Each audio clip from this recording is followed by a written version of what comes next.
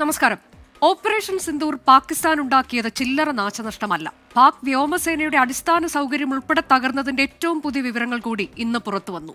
Indian പ്രത്യാക്രമണത്തിൽ വിറച്ച Pakistan വെടിനിർത്തലിനായി ആദ്യം കേണപേക്ഷിച്ചുവെന്ന് വിദേശകാര്യ മന്ത്രാലയം വ്യക്തമാക്കിയിട്ടുള്ളതാണ്. മൂന്നാം കക്ഷി ഇടപെടൽ ഉണ്ടായിട്ടില്ല എന്നും ഏറ്റവും ഒടുവിലായി സിന്ധു നദീജല കരാർ മരവിപ്പിച്ച നടപടിയിൽ നിന്ന് പിന്മാറണമെന്ന അഭ്യർത്ഥന പാകിസ്ഥാൻ ഇന്ത്യയോട് നടത്തിയിരിക്കുകയാണ്. സ്വയം വരുത്തിവെച്ച വിനാശത്തിൽ തകർന്നടിഞ്ഞ പാകിസ്ഥാന്റെ കേണപേക്ഷിക്കൽ തുടരുകയാണ്. അതിനിടെയാണ് വെടിനിർത്തലിന് തന്റെ മാധ്യസ്ഥമുണ്ടായി എന്ന അമേരിക്കൻ പ്രസിഡന്റ് ഡൊണാൾഡ് ട്രംപിന്റെ തുടർച്ചയായ അവകാശവാദം. മൂന്നാം കക്ഷി ഇടപെടൽ ഉണ്ടായോ എന്നതിൽ പ്രതിപക്ഷം ആവർത്തിച്ച് ചോദ്യങ്ങൾ ഉന്നയിക്കുകയാണ്. പാക് പിടിയിലായ BSF ജവാനെ ഇന്ന് വിട്ടയച്ചു. എന്നാൽ പെഹൽഗാം ആക്രമണം നടത്തിയ ഭീകരർ എവിടെ എന്നും സുരക്ഷാ വീഴ്ചയുണ്ടായോ എന്നുമുള്ള ചോദ്യങ്ങളും പ്രതിപക്ഷം ചോദിക്കുന്നുണ്ട്. സർവകക്ഷി യോഗം, പാർലമെന്റ് സമ്മേളനം എന്നീ ആവശ്യങ്ങൾ അവർ ഉന്നയിക്കുന്നു. BJPയുടെ തിരംഗയാത്രയിലുമുണ്ട് പ്രതിപക്ഷത്തിന് ചോദ്യങ്ങൾ.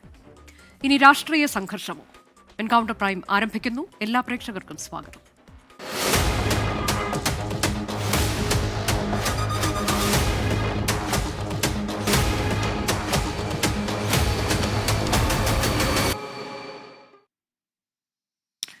എൻകൗണ്ടർ പ്രൈമിൽ ഇന്നത്തെ അതിഥികൾ ഡോക്ടർ A. സമ്പത്ത്, CPIM പ്രതിനിധി, അഡ്വക്കേറ്റ് അനിൽ ബോസ്, കോൺഗ്രസ് പ്രതിനിധി, അഡ്വക്കേറ്റ് VP ശ്രീപത്മനാഭൻ, BJP പ്രതിനിധി, ഒപ്പം രാഷ്ട്രീയ നിരീക്ഷകൻ ശ്രീജിത്ത് പണിക്കർ. ആദ്യം അഡ്വക്കേറ്റ് അനിൽ ബോസ്, ഇപ്പോൾ ഏറ്റവും ഒടുവിലായി ജയറാം രമേശിന്റെ ഒരു പ്രതികരണം കൂടി ഈ വിഷയത്തിൽ വരുന്നുണ്ട്. അതുകൂടി കേട്ടിട്ട് നമുക്ക് ഈ ചർച്ചയിലേക്ക് പോകാം. क्या हमने अमेरिका की जो मीडिएशन बार बार आज फिर राष्ट्रपति ट्रंप ने दोहराया है, सऊदी अरेबिया से उन्होंने दुनिया को संदेशा भेजा है और अभी अभी सऊदी अरेबिया से कतर जाते वक्त उन्होंने वापस ये दोहराया है कि अमेरिका के वजह से और खास तौर से राष्ट्रपति ट्रंप के वजह से ही ये युद्ध विराम हुआ है. तो इस पर प्रधानमंत्री चुप क्यों है? मार्को रूबियो की वक्तव्यों और बयानों पर हमारे विदेश मंत्री जो दुनिया भर की बातें बोलते हैं, प्रवचन देते रहते हैं प्रधानमंत्री के माफिक, इस पर क्यों चुप है? तो ये हमने ये सवाल उठाए हैं. അഡ്വക്കേറ്റ് അനിൽ ബോസ്, കഴിഞ്ഞ ദിവസം വിദേശകാര്യ വക്താവിന്റെ ഒരു വാർത്താ സമ്മേളനം, ദീർഘമായ വാർത്താ സമ്മേളനം ഇന്നലെ നമ്മൾ കണ്ടതാണ്. രൺദീപ് ജയ്സ്വാളിന്റെ വാർത്താ സമ്മേളനം. അതിലാണ് ഈ വിഷയത്തിൽ ഒരു മറുപടി എന്ന തരത്തിൽ പരസ്യമായ ഒരു പ്രതികരണം ഉണ്ടായത്. അതിനു മുൻപ് പ്രധാനമന്ത്രി സംസാരിക്കുമ്പോൾ പാകിസ്ഥാൻ കേണപേക്ഷിച്ചു എന്ന കാര്യം പറഞ്ഞിട്ടുണ്ട്. അതിനപ്പുറത്തേക്ക് അത് പേരെടുത്ത് പറയുകയൊന്നും ഉണ്ടായിട്ടില്ല. ഈ ഇന്നലത്തെ വാർത്താ സമ്മേളനത്തിൽ അദ്ദേഹം പറഞ്ഞിട്ടുള്ള കാര്യത്തിൽ ഏറ്റവും പ്രധാനം ഒരു മൂന്നാം കക്ഷി ഇടപെടൽ ഉണ്ടായിട്ടില്ല. ഒരു മൂന്നാം കക്ഷിയുടെ ഇടപെടൽ അനുവദിക്കുകയില്ല, ഇതൊരു ഉഭയകക്ഷി വിഷയമാണ് എന്നെടുത്ത് പറഞ്ഞുകൊണ്ട് വ്യാപാര ഇടപെടലും ഉണ്ടായിട്ടില്ല. ഇതെങ്ങനെയാണ് ഇതിലേക്ക് കോൾ വന്നത്? അവിടെ നിന്ന് ആദ്യം ഒരു അഭ്യർത്ഥന വന്നതിന് സമയം ഉൾപ്പെടെ 3:25 എന്ന സമയം ഉൾപ്പെടെ പറഞ്ഞുകൊണ്ടാണ്. പിന്നീട് അത് ഹൈക്കമ്മീഷനിൽ നിന്ന് അങ്ങനെ ഒരു അഭ്യർത്ഥന വരുന്നു. അങ്ങനെയാണ് ഇതിലേക്ക് പോയത് എന്ന കാര്യം അത് വിദേശകാര്യ വക്താവ് അത് സ്ഥിരീകരിച്ച് പറയുകയും ചെയ്യുന്നു. പക്ഷെ അപ്പോഴും എന്തുകൊണ്ടാണ് ഈ വിഷയത്തിൽ നിങ്ങൾ ഇപ്പോഴും സംശയം ഉന്നയിച്ചുകൊണ്ടേയിരിക്കുന്നത്? Advocate Anil boss. ഏറ്റവും പ്രധാനപ്പെട്ട കാര്യം, സൗദി വിസിറ്റിന് ശേഷം തിരിച്ചു വരുന്ന പ്രധാനമന്ത്രി ഓൾ പാർട്ടി മീറ്റിങ്ങിൽ പങ്കെടുക്കാതെ ബീഹാർ ഇലക്ഷൻ ക്യാമ്പയിന് പോകുന്നു. അത് ഇന്ത്യയിൽ വലിയ വിവാദമായ കാര്യമാണ്. ദേശീയ സുരക്ഷയെ കരുതി, ദേശീയ ഐക്യത്തിന് തടസ്സമുണ്ടാക്കണ്ട എന്ന് കരുതി ഇന്ത്യയിലെ പ്രതിപക്ഷം ആ സന്ദർഭത്തിൽ പ്രധാനമന്ത്രിക്കെതിരെയോ ഗവൺമെൻറ്റിനെതിരെയോ എന്തെങ്കിലും ആക്ഷേപം ഉന്നയിച്ചില്ല എന്ന് മാത്രമല്ല, ഗവൺമെൻറ് എടുക്കുന്ന മുഴുവൻ സ്റ്റെപ്പുകൾക്കും പരിപൂർണമായ പിന്തുണ പ്രഖ്യാപിക്കുകയാണ് ചെയ്തത്. സംഭവസ്ഥലം ഇന്ത്യൻ പ്രതിപക്ഷ നേതാവ് ശ്രീ രാഹുൽ ഗാന്ധി അടക്കമുള്ളവർ സന്ദർശിക്കുകയും ഗവൺമെൻറ്റിന് നിരുപാധിക പിന്തുണയാണ് കൊടുത്തത്. ഒരു ഘട്ടത്തിലും ഗവൺമെൻറ്റിനെ ദുർബലപ്പെടുത്തുന്ന ഒരു സ്റ്റേറ്റ്മെൻറ്റ് ഏതെങ്കിലും ഒരു പാർട്ടിയിൽ നിന്നോ പ്രതിപക്ഷത്തു നിന്നോ പ്രതിപക്ഷ നേതാവിൽ നിന്നോ കോൺഗ്രസ് പാർട്ടിയുടെ പ്രസിഡന്റിൽ നിന്നോ ഉണ്ടായിട്ടില്ല. വളരെ സുഗമമായി സുതാര്യമായി ഈ കാര്യത്തിൽ രാജ്യത്തിൻ്റെ പൊതുതാൽപര്യം സംരക്ഷിക്കുന്ന സമീപനമാണ് ഞങ്ങൾ സ്വീകരിച്ചത്, ഞങ്ങളുടെ പ്രസ്ഥാനം സ്വീകരിച്ചത്, മുന്നണി സ്വീകരിച്ചത്. എന്നാൽ ഓൾ പാർട്ടി മീറ്റിംഗ് ഫസ്റ്റ് ടൈമിൽ വന്ന് പങ്കെടുത്തില്ല. വിവാദമാകുമ്പോൾ സെക്കൻഡ് ടൈമിൽ നടക്കുമ്പോഴെങ്കിലും വരണ്ടേ? പ്രധാനമന്ത്രി എന്തിനാണ് ഇന്ത്യയിലെ സർവകക്ഷി യോഗം വിളിക്കുമ്പോൾ അതിൽ നിന്ന് ഒളിച്ചോടുന്നത്? എന്തുകൊണ്ടായിരിക്കും അദ്ദേഹം അതിൽ പങ്കെടുക്കാത്തത്? ഇത്രയും പ്രമാദമായ ഇന്ത്യ പാകിസ്ഥാൻ വാർ എന്ന നിലയിലേക്ക് കാര്യങ്ങൾ പോകുമ്പോൾ ഇന്ത്യയിലെ നമ്മുടെ സഹോദരങ്ങൾ 10-26 പേർ കൊല്ലപ്പെടുന്ന അതിഭീകരമായ, ഒരിക്കലും ന്യായീകരിക്കാൻ കഴിയാത്ത തീവ്രവാദി ആക്രമണം നടക്കുമ്പോൾ അതിനെ പ്രതിരോധിക്കാൻ തുടർ നടപടികൾ ആലോചിക്കുന്ന ഇന്ത്യയിലെ ഉത്തരവാദിത്തപ്പെട്ട രാഷ്ട്രീയ നേതാക്കളുടെ യോഗത്തിൽ എന്തുകൊണ്ടാവും പ്രധാനമന്ത്രി പങ്കെടുക്കാതെ മാറി നിൽക്കുന്നത്? അപ്പം അവിടെ ഉയരുന്ന ചോദ്യങ്ങൾക്ക് അദ്ദേഹം, അവിടെ വരുന്ന ചർച്ചകളിൽ സ്വാഭാവികമായും ടൈംലി മറുപടി പറയാൻ അദ്ദേഹം ബാധ്യസ്ഥനാണ്. പബ്ലിക് മീറ്റിങ്ങിൽ വാചാടോപം നടത്തുന്നത് പോലെയല്ല ഓൾ പാർട്ടി മീറ്റിങ്ങിൽ കാര്യങ്ങൾ സംസാരിക്കുമ്പോൾ വിത്തൗട്ട് റെക്കോർഡ് കാര്യങ്ങൾ വരും. ആദ്യത്തെ ഓൾ പാർട്ടി മീറ്റിങ്ങിൽ തന്നെ സുരക്ഷാ വീഴ്ച ഉണ്ടായി എന്ന് പറഞ്ഞത് ഇന്ത്യയിലെ പ്രതിപക്ഷമല്ലല്ലോ, ആണോ? ഏതെങ്കിലും ഒരു പാർട്ടിയുടെ നേതാവാണോ? അല്ലെങ്കിൽ സർക്കാരിൻ്റെ ഭാഗമായിരിക്കുന്ന ഏതെങ്കിലും ഒരു മന്ത്രിയാണോ വീഴ്ച ഉണ്ടായി എന്ന് പറഞ്ഞത്? ഉത്തരവാദിത്തപ്പെട്ട ഉദ്യോഗസ്ഥനല്ലേ പറഞ്ഞത്? ഓൾ പാർട്ടി മീറ്റിങ്ങിൽ ഇതിൽ വീഴ്ച വന്നിരിക്കുന്നു എന്ന് പ്രതിപക്ഷത്തെ ഏതെങ്കിലും പാർട്ടിയോ പാർട്ടി നേതാക്കളോ അല്ല പറഞ്ഞത്. ഇന്ത്യ ഗവൺമെൻറ്റിൽ ഈ സുരക്ഷയെ അത് പാലിക്കാൻ വേണ്ടി നിയോഗിക്കപ്പെട്ട ഉദ്യോഗസ്ഥരാണ്, ആഭ്യന്തര മന്ത്രാലയത്തിൻ്റെ ഉദ്യോഗസ്ഥരാണ് ഓൾ പാർട്ടി മീറ്റിങ്ങിൽ വീഴ്ച ഉണ്ടായി എന്ന് പറഞ്ഞത് ഞങ്ങളാണോ? അപ്പോൾ അത് ചർച്ച ചെയ്യില്ലേ? ആ സമയത്ത് അത് ചർച്ച ചെയ്യണമെന്ന് പറഞ്ഞില്ല. ഇപ്പോൾ ഇതെല്ലാം അവസാനിച്ച് നമ്മളെല്ലാം സുഗമമായി പോകാൻ പോകുന്നു എന്ന് പറയുമ്പോൾ ഈ പ്രശ്നം പരിഹരിക്കപ്പെട്ടിരിക്കുന്നു, അല്ലെങ്കിൽ ഇത് ശാന്തമാകുന്ന ഒരു അന്തരീക്ഷത്തിലേക്ക് പോകുന്നു, എൻ്റെ മധ്യസ്ഥതയിലാണ് എന്ന് അമേരിക്കൻ പ്രസിഡന്റ് പറയുന്നു. ട്രംപിൻ്റെ ട്വീറ്റ് വരുന്നു. എന്തേ ട്രംപിനെതിരെ പ്രതികരണമില്ല? ഉഭയകക്ഷി പ്രശ്നമാണ്, അതിൽ മൂന്നാമതൊരാൾ ഇടപെടേണ്ട കാര്യമില്ല എന്നതാണ് ഇന്ത്യയുടെ എക്കാലത്തെ നിലപാടെങ്കിൽ, ആ ട്രംപിനെ പോലൊരാൾ പരസ്യമായി എൻ്റെ മധ്യസ്ഥതയിലാണ് ഇത് തീർത്തത്, ഇത് പരിഹരിക്കാൻ വേണ്ടിയുള്ള പ്രപ്പോസൽ എൻ്റെതാണ്, ആ നിർദ്ദേശം, അതിൻ്റെ ഇനിഷ്യേറ്റീവ് ഇതെല്ലാം ചെയ്തിട്ടുണ്ട് എന്ന് പറയുമ്പോൾ അതല്ല, ട്രംപ് പറയുന്നത് ശരിയല്ല എന്ന് പറയാൻ എന്തേ നാവ് പൊങ്ങുന്നില്ല പ്രധാനമന്ത്രിക്ക്? തെരഞ്ഞെടുപ്പ് യോഗത്തിൽ പ്രസംഗിച്ചിട്ട് കാര്യമുണ്ടോ? എവിടെയെങ്കിലും പൊതുസമ്മേളനം നടത്തി പ്രസംഗിച്ചിട്ട് കാര്യമുണ്ടോ? അല്ല, അതിനാണ് ഇന്നലെ ഇപ്പോൾ വിദേശകാര്യ വക്താവ് ഈ ചോദിക്കുന്ന ചോദ്യങ്ങൾക്കൊക്കെ അദ്ദേഹം മറുപടി നൽകുകയായിരുന്നു. അതിൽ ഒരു മൂന്നാം കക്ഷിയുടെ ഇടപെടൽ ഒരു കാരണവശാലും അനുവദിക്കില്ല, അങ്ങനെയൊന്നും ഉണ്ടായിട്ടില്ല. ഇവിടെ ഇന്ത്യയും പാകിസ്ഥാനും മാത്രമാണ്, അവർ തമ്മിലുള്ള ഒരു ചർച്ചയിലൂടെ, അതിൽ തന്നെ പാകിസ്ഥാൻ ഇങ്ങോട്ടേക്ക് ആദ്യം സമീപിച്ചാണിത് വന്നത് എന്നത് അദ്ദേഹം ഇന്നലെ പറയുന്നുണ്ട്. മറ്റൊന്ന്, ഇതിൽ ഏത് തരത്തിലേക്കാണ് ഇങ്ങനെ ഒരു വെടിനിർത്തൽ കരാറിലേക്ക് എത്തിച്ചേർന്നതിൻ്റെ കൂടുതൽ വിശദാംശങ്ങൾ, വ്യാപാരം എന്നുള്ളതാണ് അവർ അമേരിക്ക ഇതിൽ മുന്നോട്ട് വെച്ച ഒരു കാര്യം. ഡൊണാൾഡ് ട്രംപ് പ്രത്യേകിച്ച് അദ്ദേഹം പല തവണ സംസാരിക്കുമ്പോൾ ഇതിൽ ട്രേഡ് എന്ന വാക്ക് ഉപയോഗിക്കുന്നുണ്ട്. അങ്ങനെ ഒരു കാര്യമേ ഈ വെടിനിർത്തൽ കരാറിലേക്ക് എത്തിച്ചേരുന്നതിൽ അങ്ങനെ ഒരു സംഭവം ഉണ്ടായിട്ടേ ഇല്ല എന്നുള്ളതും ഇന്നലെ രൺദീപ് ജയ്സ്വാൾ പറയുന്നുണ്ട്. ഇത് രണ്ടും മറുപടിയല്ലേ അഡ്വക്കേറ്റ് അനിൽ ബോസ്? അല്ല, അമേരിക്കൻ പ്രസിഡന്റിന് മറുപടി പറയേണ്ടത് ഇന്ത്യൻ വിദേശകാര്യ വക്താവാണ്. അതിന് മുകളിൽ പ്രധാനമന്ത്രി മിണ്ടാൻ പാടില്ല എന്ന് ഇന്ത്യൻ കോൺസ്റ്റിറ്റ്യൂഷനിൽ എഴുതി വച്ചിട്ടുണ്ടോ? അമേരിക്കൻ പ്രസിഡന്റിന് മറുപടി പറയേണ്ടത് ആരാണ്?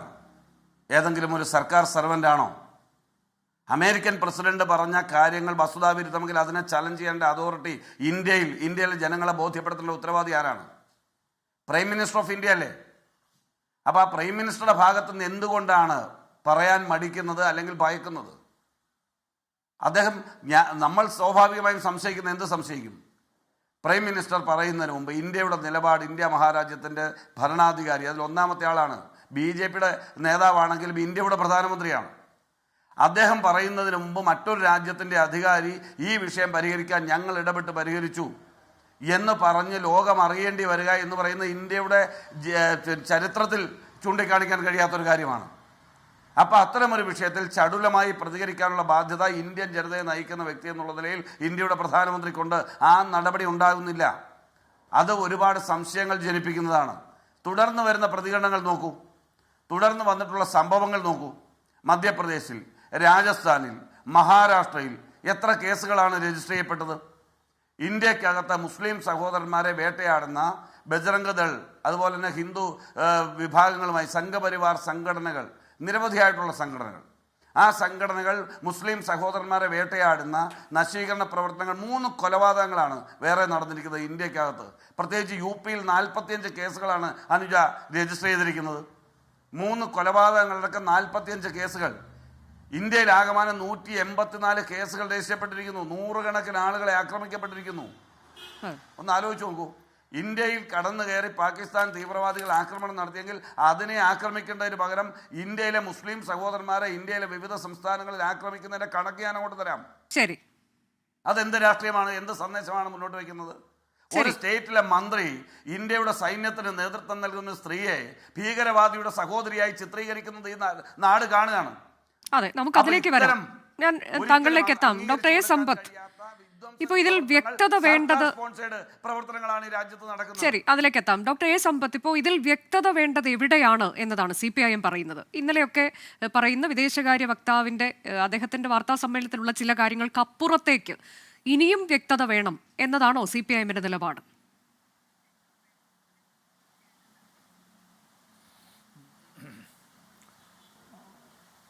അനുജ, ഒരു യുദ്ധം എന്നത് നമ്മൾ ആരും ആഗ്രഹിക്കുന്നില്ല. ഇന്ത്യയുടെ അയൽ രാജ്യങ്ങളും അത്തരത്തിൽ അവിടുത്തെ ജനങ്ങൾ ഒരു യുദ്ധത്തിന് ആഗ്രഹിക്കുന്നില്ല. ജനങ്ങൾ വാസ്തവത്തിൽ ലോകത്തൊരിടത്തും സാധാരണ മനുഷ്യർ യുദ്ധം ആഗ്രഹിക്കുന്നില്ല.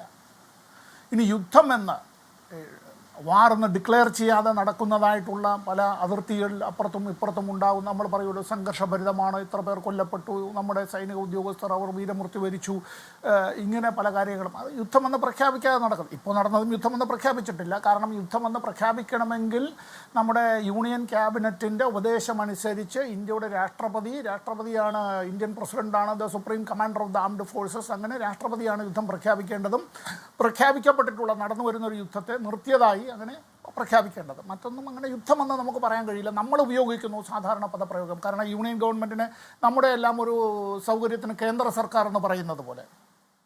നോക്കൂ, ഇവിടെ അഡ്വക്കേറ്റ് അനിൽ ബോസ് പറഞ്ഞ കാര്യങ്ങൾ വളരെ പ്രധാനപ്പെട്ട വിഷയങ്ങളാണ്. CPIM ഇതിനെ സംബന്ധിച്ച് നേരത്തെ പറഞ്ഞിട്ടുള്ളത്, ഒന്ന്, പഹൽഗാമിലുണ്ടായ ഭീകരാക്രമണം, ആ ഭീകരാക്രമണവുമായി ബന്ധപ്പെട്ടുള്ള കാര്യങ്ങൾ അതിർത്തി കടന്ന് 200 കിലോമീറ്ററിനിപ്പുറത്തേക്ക് വരാൻ കഴിഞ്ഞത് നിങ്ങൾ തന്നെ മാധ്യമപ്രവർത്തകർ പുറത്തു കൊണ്ടുവന്ന വാർത്ത പോലെ 3 ടണ്ണോളം RDXുമായി ചില വാഹനങ്ങൾക്ക് ദിവസങ്ങളോളം അത്തരത്തിൽ സഞ്ചരിക്കാൻ കഴിഞ്ഞത്, അവിടേക്ക് ഈ വിനോദസഞ്ചാരികൾ നിഷ്കളങ്കരും നിരപരാധികളുമായിട്ടുള്ള മനുഷ്യരെ അങ്ങോട്ടേക്ക് അവിടെ അവർ പോകുമ്പോൾ അവിടെ സൈന്യത്തിൻ്റെ പാരാമിലിറ്ററി ഫോഴ്സിൻ്റേതായ സംരക്ഷണ വലയം ഇല്ലാതിരുന്നത്, ഇത്തരം കാര്യങ്ങളെ സംബന്ധിച്ചെല്ലാം നമ്മൾ അറിയണമല്ലോ. നമ്മൾ ഇന്ത്യക്കാരല്ലേ, നമ്മൾ അറിയണ്ടേ? നമ്മുടെ സഹോദരന്മാരുടെ സുരക്ഷിതത്വവുമായി ബന്ധപ്പെട്ട കാര്യത്തിന്, പ്രത്യേകിച്ചും ആർട്ടിക്കിൾ 370 റദ്ദാക്കപ്പെട്ടതിന് ശേഷവും ജമ്മു കാശ്മീരിൻ്റെ പ്രത്യേക പദവി എടുത്തു കളഞ്ഞതിന് ശേഷവും അവിടുത്തെ മുഖ്യമന്ത്രി എന്നുള്ള ജമ്മു കാശ്മീർ പഴയ അവസ്ഥയിലുള്ള ജമ്മു കാശ്മീർ അല്ലല്ലോ. അങ്ങനെ ജമ്മു കാശ്മീർ സംസ്ഥാനത്തെ ഭരണകൂടത്തിൻ്റെ തലപ്പത്തേക്ക് കൊണ്ടുവന്ന് ഏതെങ്കിലും അങ്ങനെ ഒരു രാഷ്ട്രീയ യുദ്ധമായി കണക്കാക്കിയാൽ, മാധ്യമപ്രവർത്തകർ അങ്ങനെ പറഞ്ഞാൽ, if it is the war, ഒരു പൊളിറ്റിക്കൽ വാറാണ്, അങ്ങനെയൊന്നും നമ്മൾ കണക്കാക്കണ്ട. നമ്മളൊന്നാണ്. പക്ഷെ നമുക്കറിയണം എന്തുകൊണ്ട് ഇത് സംഭവിച്ചു എന്നുള്ളത്. അത് മൂടി വയ്ക്കപ്പെടേണ്ടുന്നതായ ഒരു കാര്യമല്ല. രാഷ്ട്രമുണ്ടെങ്കിലേ രാഷ്ട്രീയമുള്ളല്ലോ അനുജ. ഈ രാഷ്ട്രത്തിൻ്റെ പൗരന്മാരാണ് നമ്മളെല്ലാവരും തന്നെ. നമ്മുടെ ഈ കാലത്തിന് ശേഷവും ഈ രാഷ്ട്രം നിലനിൽക്കണം. പണ്ഡിറ്റ് ജവഹർലാൽ നെഹ്റു പറഞ്ഞതുപോലെ, ഈ രാഷ്ട്രം നിലനിൽക്കുന്നു എങ്കിൽ പിന്നെ നമ്മളാരും മരിക്കുന്നില്ല. ഈ രാഷ്ട്രം നിലനിൽക്കുന്നില്ല എങ്കിൽ പിന്നെ നമ്മളാരും ജീവിക്കുന്നില്ല. ഇവിടെ ഇപ്പോൾ ഈ പഹൽഗാമിലെ ഭീകരാക്രമണവും അതുമായി ബന്ധപ്പെട്ട് തിരിച്ചടിയും എല്ലാം ഉണ്ടാവുമ്പോഴും CPIMും കേരളത്തിൻ്റെ മുഖ്യമന്ത്രി സഖാവ് പിണറായി വിജയനും ഇക്കാര്യത്തിൽ, ഇന്ത്യ ഗവൺമെൻറ്, നമ്മുടെ സൈന്യം ഇക്കാര്യത്തിൽ കൈക്കൊള്ളുന്ന നടപടികൾ, അത് സമാധാനം നമ്മൾ കാക്ഷിക്കുമ്പോഴും നമ്മുടെ പ്രതിരോധത്തിന് എല്ലാ പിന്തുണയും നമ്മളെല്ലാവരും നൽകി. അതിന് കക്ഷി രാഷ്ട്രീയ വ്യത്യാസമൊന്നുമില്ല. അതെ, യുദ്ധത്തിലേക്ക് നമ്മൾ പോകരുത്. ശരി, ഇവിടെ അഡ്വക്കേറ്റ് അനിൽ ബോസ് ചോദിച്ചതായ പ്രധാനപ്പെട്ട ചില വിഷയങ്ങളുണ്ട്. നമ്മൾ അയൽക്കാരുമായുള്ള നമ്മുടെ ബന്ധത്തിൽ ഏതെങ്കിലും പോരായ്മ വിള്ളലുണ്ടായാൽ നമ്മളും അവരും തമ്മിൽ വർത്തമാനം പറയുന്നത് നമ്മളറിയാതെ മറ്റൊരാളാ മുറിയിലുണ്ടാവുക. അതെങ്ങനെ ശരിയാവുക?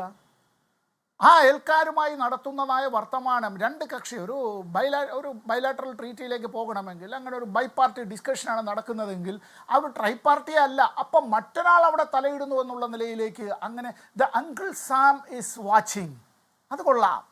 എല്ലാ കാര്യത്തിലും അങ്ങനെ US ഇടപെടുക എന്നുള്ളത്, പണം കടം കൊടുക്കുക, യുദ്ധത്തിനായി കോപ്പ് കൂട്ടുക, യുദ്ധത്തിനായി പ്രചരണങ്ങൾ നടത്തുക, അതിന്റെ ഇന്നലെ വിദേശകാര്യ വക്താവ് പറഞ്ഞില്ലേ ഡോക്ടർ എ സമ്പത്ത്, അങ്ങനെ ഒരു ഉഭയകക്ഷി ചർച്ച എന്നതിനപ്പുറത്തേക്ക് ഒരു ഇടപെടൽ, മൂന്നാം കക്ഷിയുടെ ഇടപെടൽ ഇവിടെ ഉണ്ടായിട്ടില്ല എന്ന് പറഞ്ഞില്ലേ ഡോക്ടർ എ സമ്പത്ത്? ഞാൻ അതിൽ ഒറ്റ മിനിറ്റ് കൊണ്ട് അതിന് മറുപടി പറയാം. US-ൽ നിന്ന് 100 കണക്കിന് ഇന്ത്യക്കാരെ അനധികൃത കുടിയേറ്റക്കാരെന്ന് ആരോപിച്ച് അവർ ക്രിമിനൽ പുള്ളികൾ അന്തർദേശീയ തീവ്രവാദികളെ കൊണ്ടുവരുന്നത് പോലെ അത്തരത്തിൽ സൈനിക വിമാനത്തിൽ കയ്യിലും കാലിലും സ്ത്രീകളും കുട്ടികളും ഉൾപ്പെടെയുള്ളവരെ ചങ്ങലക്കിട്ട് കൊണ്ടുവന്ന് പ്രാഥമിക സൗകര്യങ്ങൾക്ക് പോലും നിർവഹിക്കാൻ അനുമതി കൊടുക്കാതെ ഇന്ത്യയിലേക്ക് കൊണ്ടിറക്കിയപ്പോൾ സ്വാഗതം ചെയ്ത ഒരു സർക്കാരുണ്ട്. ഞാൻ പറയണോ? അതിനെ സംബന്ധിച്ച് ഇന്ത്യയുടെ വിദേശകാര്യ വകുപ്പ് മന്ത്രി അല്ല പ്രസ്താവന നടത്തിയത്. വളരെ നിസ്സാരമായിട്ടാണ് അദ്ദേഹം അതിനെ സംബന്ധിച്ച് പറഞ്ഞത്. അത് അന്തർദേശീയ നിയമങ്ങൾ എന്നൊക്കെ, അന്തർദേശീയ നിയമങ്ങളുടെ നഗ്നമായ ലംഘനമാണ് നടത്തിയത്. നേപ്പാളിലേക്ക് അങ്ങനെയല്ല കൊണ്ടുപോയത്, കൊളംബിയയിലേക്ക് അങ്ങനെയല്ല കൊണ്ടുപോയത്, വെനസ്വേലയിലേക്ക് അങ്ങനെയല്ല കൊണ്ടുപോയത്, മെക്സിക്കോയിലേക്ക് അങ്ങനെയല്ല കൊണ്ടുപോയത്.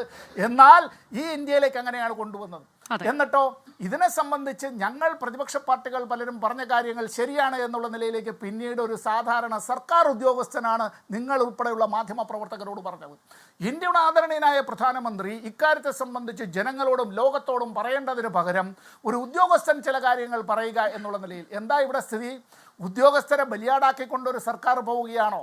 ഇവിടെ മതം തിരയുകയാണ് അല്ലേ? മതം തിരയൽ മാത്രമാണോ? ഇവിടെ ഈ വാർത്താ സമ്മേളനം നടത്തുമ്പോൾ ആ വാർത്താ സമ്മേളനത്തിൽ ഒരു മനുഷ്യൻ, ഒരു സിവിൽ സർവീസ് ഉദ്യോഗസ്ഥൻ, സീനിയറായ സിവിൽ സർവീസ് ഉദ്യോഗസ്ഥൻ, നിങ്ങൾക്ക് നന്നായിട്ട് അറിയാമല്ലോ, ഞാൻ MP ആയിരുന്നുള്ള ആളെന്നുള്ള നിലയിൽ, ഞാൻ ഈ പ്രതിരോധ സ്റ്റാൻഡിംഗ് കമ്മിറ്റിയിൽ, പാർലമെൻറ്റിൻ്റെ പ്രതിരോധ സ്റ്റാൻഡിംഗ് കമ്മിറ്റിയിൽ പ്രവർത്തിച്ചിരുന്ന ആളെന്നുള്ള നിലയിൽ അനുഭവമായി പങ്കുവയ്ക്കുകയാണ്. ഇത്തരത്തിലൊരു വാർലൈക്ക് സിറ്റുവേഷനിൽ അങ്ങനെ നമ്മുടെ വിദേശകാര്യ വകുപ്പിൻ്റെ ഒരു വക്താവ് അല്ലെങ്കിൽ ഇന്ത്യയുടെ സൈന്യത്തിൻ്റെ വക്താക്കൾ അങ്ങനെ വാർത്താ സമ്മേളനം നടത്തിയാൽ ആ വാർത്താ സമ്മേളനത്തിലെ ഓരോ വാക്കും വരികളും കുത്തും കോമയും സെമിക്കോളനും അടക്കം അതിനു മുമ്പ് ബന്ധപ്പെട്ട മന്ത്രികാര്യാലയം, മന്ത്രാലയം എന്നുള്ള മന്ത്രികാര്യാലയത്തിൽ അക്കാര്യത്തെ സംബന്ധിച്ച് ചർച്ച നടന്ന് അക്കാര്യത്തിൽ വേണ്ട ഭേദഗതികളും തിരുത്തും വരുത്തി കയ്യിലേക്ക് കൊടുത്തിട്ടുള്ളതായിരിക്കും. അതിനപ്പുറം ഒന്നും പറയില്ല, അതിൽ കുറച്ചു പറയുകയുമില്ല. ഈ കാര്യത്തിൻ്റെതായ ഇതെന്താണ് ടെക്സ്റ്റ് എന്നുള്ളതിനെ സംബന്ധിച്ച് പ്രൈം മിനിസ്റ്റേഴ്സ് ഓഫീസ് PMO അടക്കം അറിഞ്ഞിട്ടുണ്ടാവും. അല്ലാതെ ഒന്നും വഴിയെ പോകുന്നതായിട്ടുള്ള ഒരു സ്ത്രീക്ക് സൈനിക യൂണിഫോമിൽ വന്നിട്ട് വാർത്താ സമ്മേളനം നടത്താനുള്ളതല്ല ഇന്ത്യയുടെ ഇത്തരത്തിലുള്ള വാർത്താ സമ്മേളനങ്ങൾ. ആ സ്ത്രീയെ എത്രമാത്രം ഭത്സിക്കുകയാണ് BJP. നമുക്ക് ആ വിഷയത്തിലേക്ക് വരാം. അപ്പോൾ ഇവിടെ ഈ ഇന്നലെയൊക്കെ പറഞ്ഞിട്ടുള്ള കാര്യത്തിൽ പ്രധാനമന്ത്രി അപലപിക്കേണ്ട ഇത്തരം കാര്യങ്ങൾ. അതെ, അതിലേക്ക് നമുക്ക് വരാം. ഡോക്ടർ എ സമ്പത്ത്, ഞാൻ അഡ്വക്കേറ്റ് VP ശ്രീപത്മനാഭനിലേക്ക് ഒന്ന് പോയി വരുന്നു. അഡ്വക്കേറ്റ് VP ശ്രീപത്മനാഭൻ, കഴിഞ്ഞ കുറച്ച് ദിവസങ്ങളായി കോൺഗ്രസ് ഈ ചോദ്യം ഉന്നയിക്കുന്നുണ്ട്. അതിനുശേഷമാണ് ഇന്നലെ രൺദീപ് ജയ്സ്വാളിൻ്റെ വാർത്താ സമ്മേളനം നടന്നത്. അതിൽ അദ്ദേഹം ഇപ്പോൾ നമ്മൾ പലതവണ പറഞ്ഞു കഴിഞ്ഞതുപോലെ ചില കാര്യങ്ങളൊക്കെ പറയുന്നുണ്ട്. ഒരു വ്യാപാര ഇടപാടെന്നൊക്കെയുള്ളതിലൊന്നും ചർച്ചയായിട്ടേ ഇല്ല, മൂന്നാം കക്ഷി ഇടപെടൽ ഉണ്ടായിട്ടില്ല, അത് അനുവദിക്കുകയുമില്ല, POK എന്നത് മാത്രമാണ് നമ്മുടെ ചർച്ചാ വിഷയം എന്നൊക്കെ പറഞ്ഞ് നമുക്കറിയാം. പക്ഷേ അപ്പോഴും ഇപ്പോൾ അല്പസമയം മുൻപ് ജയറാം രമേശ് പറഞ്ഞത് താങ്കൾ കേട്ടല്ലോ. കോൺഗ്രസ് കഴിഞ്ഞ കുറച്ച് ദിവസങ്ങളായി ചോദിക്കുന്നുണ്ട് ഈ ചോദ്യം. അവിടെ ഇത് പറഞ്ഞുകൊണ്ടിരിക്കുന്ന ആരാണ്? ഇപ്പോൾ ഞങ്ങൾ തുടക്കത്തിൽ കേൾപ്പിച്ചത് എയർഫോഴ്സ് 1-ൽ ഇരുന്നു കൊണ്ട് ഡൊണാൾഡ് ട്രംപ് വീണ്ടും ഈ അവകാശവാദം ഉന്നയിക്കുന്നതാണ്. ഇന്ത്യ പാക് വിഷയത്തിൽ അമേരിക്ക ഇടപെട്ടിട്ടുണ്ട് എന്നുള്ള അദ്ദേഹത്തിൻ്റെ അവകാശവാദം ഇത് 5 തവണയാണ് അദ്ദേഹം ട്വീറ്റിലൂടെയും അദ്ദേഹത്തിൻ്റെ ഈ മൈക്കിന് മുന്നിലൂടെയും ഒക്കെ പറഞ്ഞ് ആകെ 5 തവണ അദ്ദേഹം പറഞ്ഞു കഴിഞ്ഞു.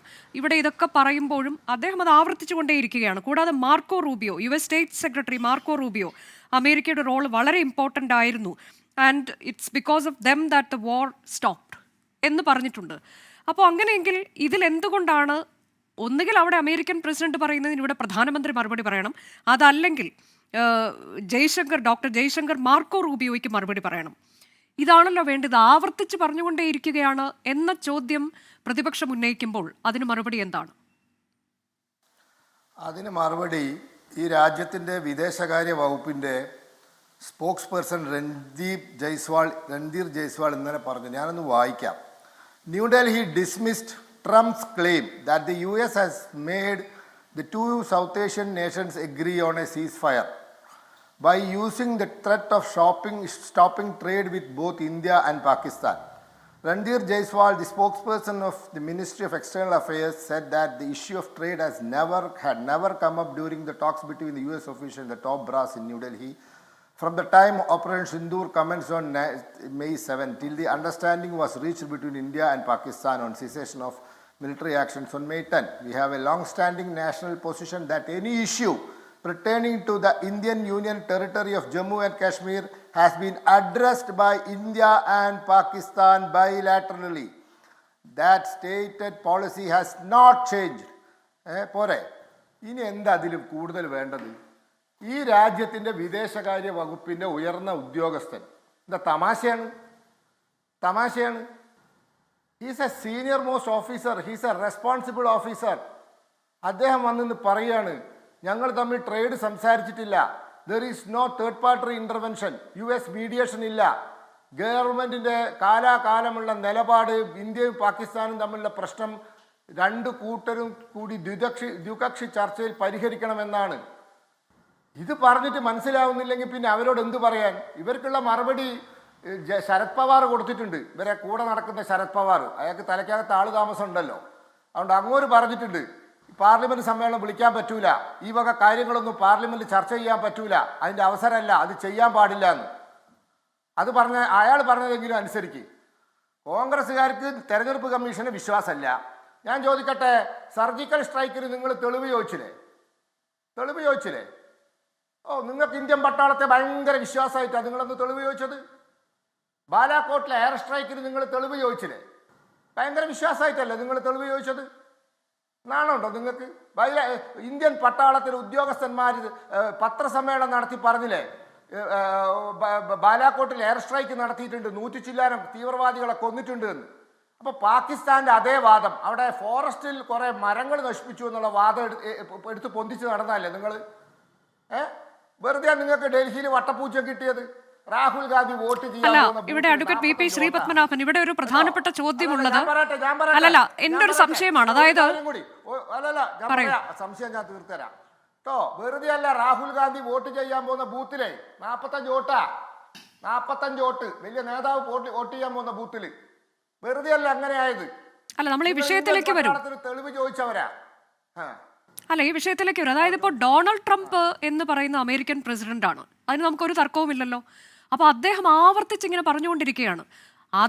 അതിന് അദ്ദേഹം ഈ പറയുന്നതിന് തടയിടുക എന്നുള്ളത് നമ്മൾ ചെയ്യേണ്ടതാണല്ലോ. അദ്ദേഹത്തിന്റെ പേരെടുത്ത് പറഞ്ഞുകൊണ്ട് ഒരു പ്രസ്താവന, അത് അങ്ങനെ ഒന്നും ഉണ്ടായിട്ടില്ല, അദ്ദേഹത്തിന്റെ ഒന്നും ഇടപെടൽ ഉണ്ടായിട്ടില്ലെങ്കിൽ അത് അതേ രീതിയിൽ തന്നെ അതിന് മറുപടി കൊടുക്കാൻ നമ്മൾ എന്തുകൊണ്ടാണ് മടിക്കുന്നത് ശ്രീപത്മനാഭൻ? ആർക്കാ മടി? New Delhi also dismissed Trump's claim that US had made the two South Asian nations agree on a ceasefire. പത്രക്കാരെടുത്ത് ചോദിക്കുകയാണ്, ട്രംപ് പറയുന്നുണ്ടല്ലോ ഞങ്ങളാണിത് രണ്ട് കൂട്ടരെ മധ്യസ്ഥയിൽ എത്തിച്ചതെന്ന്. അല്ല, ഡിസ്മിസ്ഡ്. അങ്ങനെ അല്ല. ഈ രാജ്യത്തിന് വിദേശകാര്യ വകുപ്പിന്റെ ഡെസിഗ്നേറ്റഡ് ഓഫീസറാണ്, ചുമതലപ്പെടുത്തി പറഞ്ഞ ആളാ പറയുന്നത്. അത് വിശ്വാസമില്ല. നിങ്ങൾക്ക് ആരെയാ വിശ്വാസം? കോൺഗ്രസ്സുകാരാ? ആരെയാ വിശ്വാസം? ബാലാക്കോട്ടിനെ നിങ്ങൾക്ക് വിശ്വാസം പാകിസ്ഥാന്റെ പ്രസ്താവനകളെയായിരുന്നു. അതിന്റെ ഫലം അപ്പൊ അനുഭവിക്കുന്നത്. എന്തെങ്കിലും വിളിച്ചു പറയുക. ഈ രാജ്യത്തിന്റെ ഉത്തരവാദിത്തപ്പെട്ട ഉദ്യോഗസ്ഥന്മാർ ഒരു സന്നിഗ്ധ ഘട്ടത്തിൽ രാജ്യത്തോടും ലോകത്തോടും പറയുന്നത് വിശ്വസിക്കാൻ സാധ്യമല്ലെങ്കിൽ നിങ്ങൾക്ക് എന്തോ കുഴപ്പമുണ്ട്. പിന്നെ Jairam Ramesh, who is Jairam Ramesh? AICC ആഫീസിലെ ശമ്പളക്കാരനാ. ഞാൻ പറഞ്ഞതല്ല, ഞാൻ പറഞ്ഞ വാക്കല്ല, ഗുലാം നബി ആസാദ് പറഞ്ഞ വാക്കാ. AICC ആഫീസിലെ ശമ്പളക്കാരനാ ഇപ്പൊ കോൺഗ്രസിനെ നയിക്കുന്നതെന്ന്. ഞാൻ പറഞ്ഞ വാക്കല്ല കേട്ടോ, തെറ്റിദ്ധരിക്കണ്ട. ഗുലാം നബി ആസാദ് പറഞ്ഞ വാക്കാ. ഈ ആൾക്കാരൊക്കെയാണ് ഇപ്പോൾ ചോദ്യം ചെയ്യുന്നത്. ഇന്ന് വരെ ഒരു തെരഞ്ഞെടുപ്പിന് മത്സരിച്ചിട്ട് ആ മഹാൻ ജയിച്ചിട്ടുണ്ടോ? ജയറാം രമേശ് അല്ല, നമ്മൾ പ്രതിപക്ഷം ഓരോ ചോദ്യങ്ങൾ ഉന്നയിക്കുമ്പോൾ അതിനെ ആ രീതിയിൽ തന്നെ നമ്മൾ കാണുകയാണ്, അല്ലാതെ അവരുടെ വ്യക്തിപരമായിട്ടുള്ള നേട്ടങ്ങളും കോട്ടങ്ങളും പറഞ്ഞുകൊണ്ടല്ലല്ലോ നമ്മൾ ചോദ്യത്തെ നേരിടേണ്ടത്. ഞാനൊരു ചെറിയ ഇടവേള എടുക്കുന്നു. ഇടവേളയ്ക്ക് ശേഷം ഞാൻ ശ്രീജിത്ത് പണിക്കറിലേക്ക് എത്തും. ഇടവേള തിരികെ ചർച്ചയിലേക്ക്. ശ്രീജിത്ത് പണിക്കർ, ഇപ്പോൾ ഇന്നലെ വാർത്താ സമ്മേളനം നടത്തുമ്പോൾ രഞ്ജിത്ത് ജയ്സ്വാൾ അതിന്റെ സമയമൊക്കെ പറയുന്നുണ്ട്. അതായത് മെയ് 10-ാം തീയതി 3:35 ഉച്ചയ്ക്ക് ശേഷം പാകിസ്ഥാനിൽ നിന്നൊരു കോൾ വരുന്നു എന്ന് പറയുന്നു. അതിൽ എന്താണ് അതിലെ അവരേക്ക് നയിച്ചത് എന്നത് പറയുന്നുണ്ട്. പാക് വ്യോമത്താവളങ്ങൾ ഇന്ത്യ തകർത്തതിന് ശേഷം അവർ ഭയചകിതരായി, ഭയന്ന് വിറച്ചു പാകിസ്ഥാൻ. അപ്പോൾ ഇങ്ങോട്ടേക്ക് ഒരു കോൾ വരികയാണ്, അവർ ഇത് നിർത്തണമെന്ന് കേണപേക്ഷിക്കുന്നു എന്ന് പറഞ്ഞു. അതൊക്കെ അതെല്ലാം നമ്മൾ സമ്മതിക്കുകയാണ്, അത് കേട്ടുകൊണ്ടിരിക്കുന്നവർക്കൊക്കെ. കാരണം നമ്മൾ അത്തരത്തിലേക്കൊരു തിരിച്ചടി അവർക്ക് നൽകിയിട്ടുണ്ട് എന്നുള്ളതിന് ഇനിയിപ്പോൾ പ്രത്യേകിച്ച് തെളിവുകളൊന്നും ആവശ്യമില്ലതാനും. അപ്പോഴാണ് ഈ അമേരിക്കൻ പ്രസിഡന്റ് തുടർച്ചയായി, ഞാൻ നേരത്തെ പറഞ്ഞ പോലെ 5 തവണയാണ് അദ്ദേഹം അവകാശവാദം ഉന്നയിച്ചിട്ടുള്ളത്, പല ഘട്ടങ്ങളിലായി. ഏറ്റവും ഒടുവിൽ ഇവിടെ ഇതൊക്കെ പറയുമ്പോഴും അദ്ദേഹം അവിടെ ഇരുന്ന് അവകാശവാദം ഉന്നയിച്ചുകൊണ്ടേയിരിക്കുകയാണ്. അപ്പോൾ നമ്മളുടെ ഒരു പ്രഖ്യാപിത നിലപാട് ഇക്കാര്യത്തിൽ ഉള്ളതിൽ നിന്ന് നമ്മൾ വ്യതിചലിച്ചിട്ടുണ്ടോ എന്ന സംശയം പ്രതിപക്ഷത്തിനുണ്ടാവുക സ്വാഭാവികമല്ലേ? അതിന് മറുപടി തരേണ്ടത് ആരാണ്? ശ്രീജിത്ത്.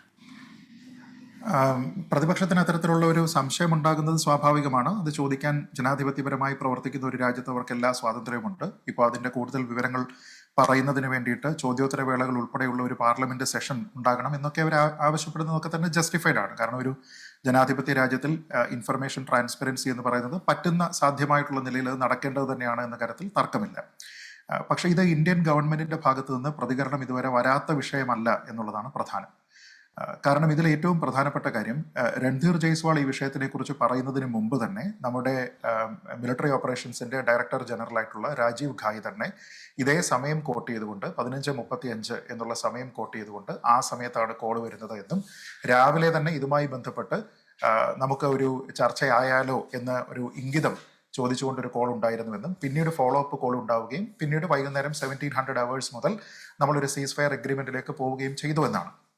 അപ്പോൾ ഇതിനൊരു സ്റ്റാൻഡേർഡ് ഓപ്പറേറ്റിംഗ് പ്രൊസീജിയർ ഉണ്ട്. DGMO ടു DGMO തലത്തിലാണ് ഇത്തരത്തിലുള്ള കാര്യങ്ങൾ ഉണ്ടാകേണ്ടത്. സീസ് ഫയറുമായി ബന്ധപ്പെട്ട സ്റ്റാൻഡേർഡ് ഓപ്പറേറ്റിംഗ് പ്രൊസീജിയർ എന്ന് പറയുന്നത് DGMO തലത്തിൽ തന്നെയാണ്. അത് മാത്രമല്ല, അത് അവർ തമ്മിലുള്ള കമ്മ്യൂണിക്കേഷൻ എസ്റ്റാബ്ലിഷ് ചെയ്യുന്നതിന് വേണ്ടിയിട്ട് ഒരു സെക്യൂർ ഹോട്ട്ലൈൻ ഒക്കെ ഉണ്ട്. അത് രണ്ട് രാജ്യങ്ങളും അംഗീകരിച്ചിരിക്കുന്ന കാര്യവുമാണ്. അതിന് പുറമെയാണ്, അതായത് സൈന്യത്തിന്റെ ഭാഗത്തു നിന്നുള്ള കൺഫർമേഷന് പുറമെയാണ് ഔദ്യോഗികമായിട്ടുള്ള ഒരു വക്താവ്, ഏറ്റവും സീനിയർ ആയിട്ടുള്ള ഒരു ഉദ്യോഗസ്ഥൻ ഇതിനെപ്പറ്റി പറയുന്നത്. അതിൽ തന്നെ ഈ പീസ് ബ്രോക്കർ ചെയ്യുക എന്ന് പറയുന്നത് കേവലം നടത്തുന്ന ടെലിഫോണിക് കോൺവെർസേഷനിലല്ല നടക്കുന്നത്.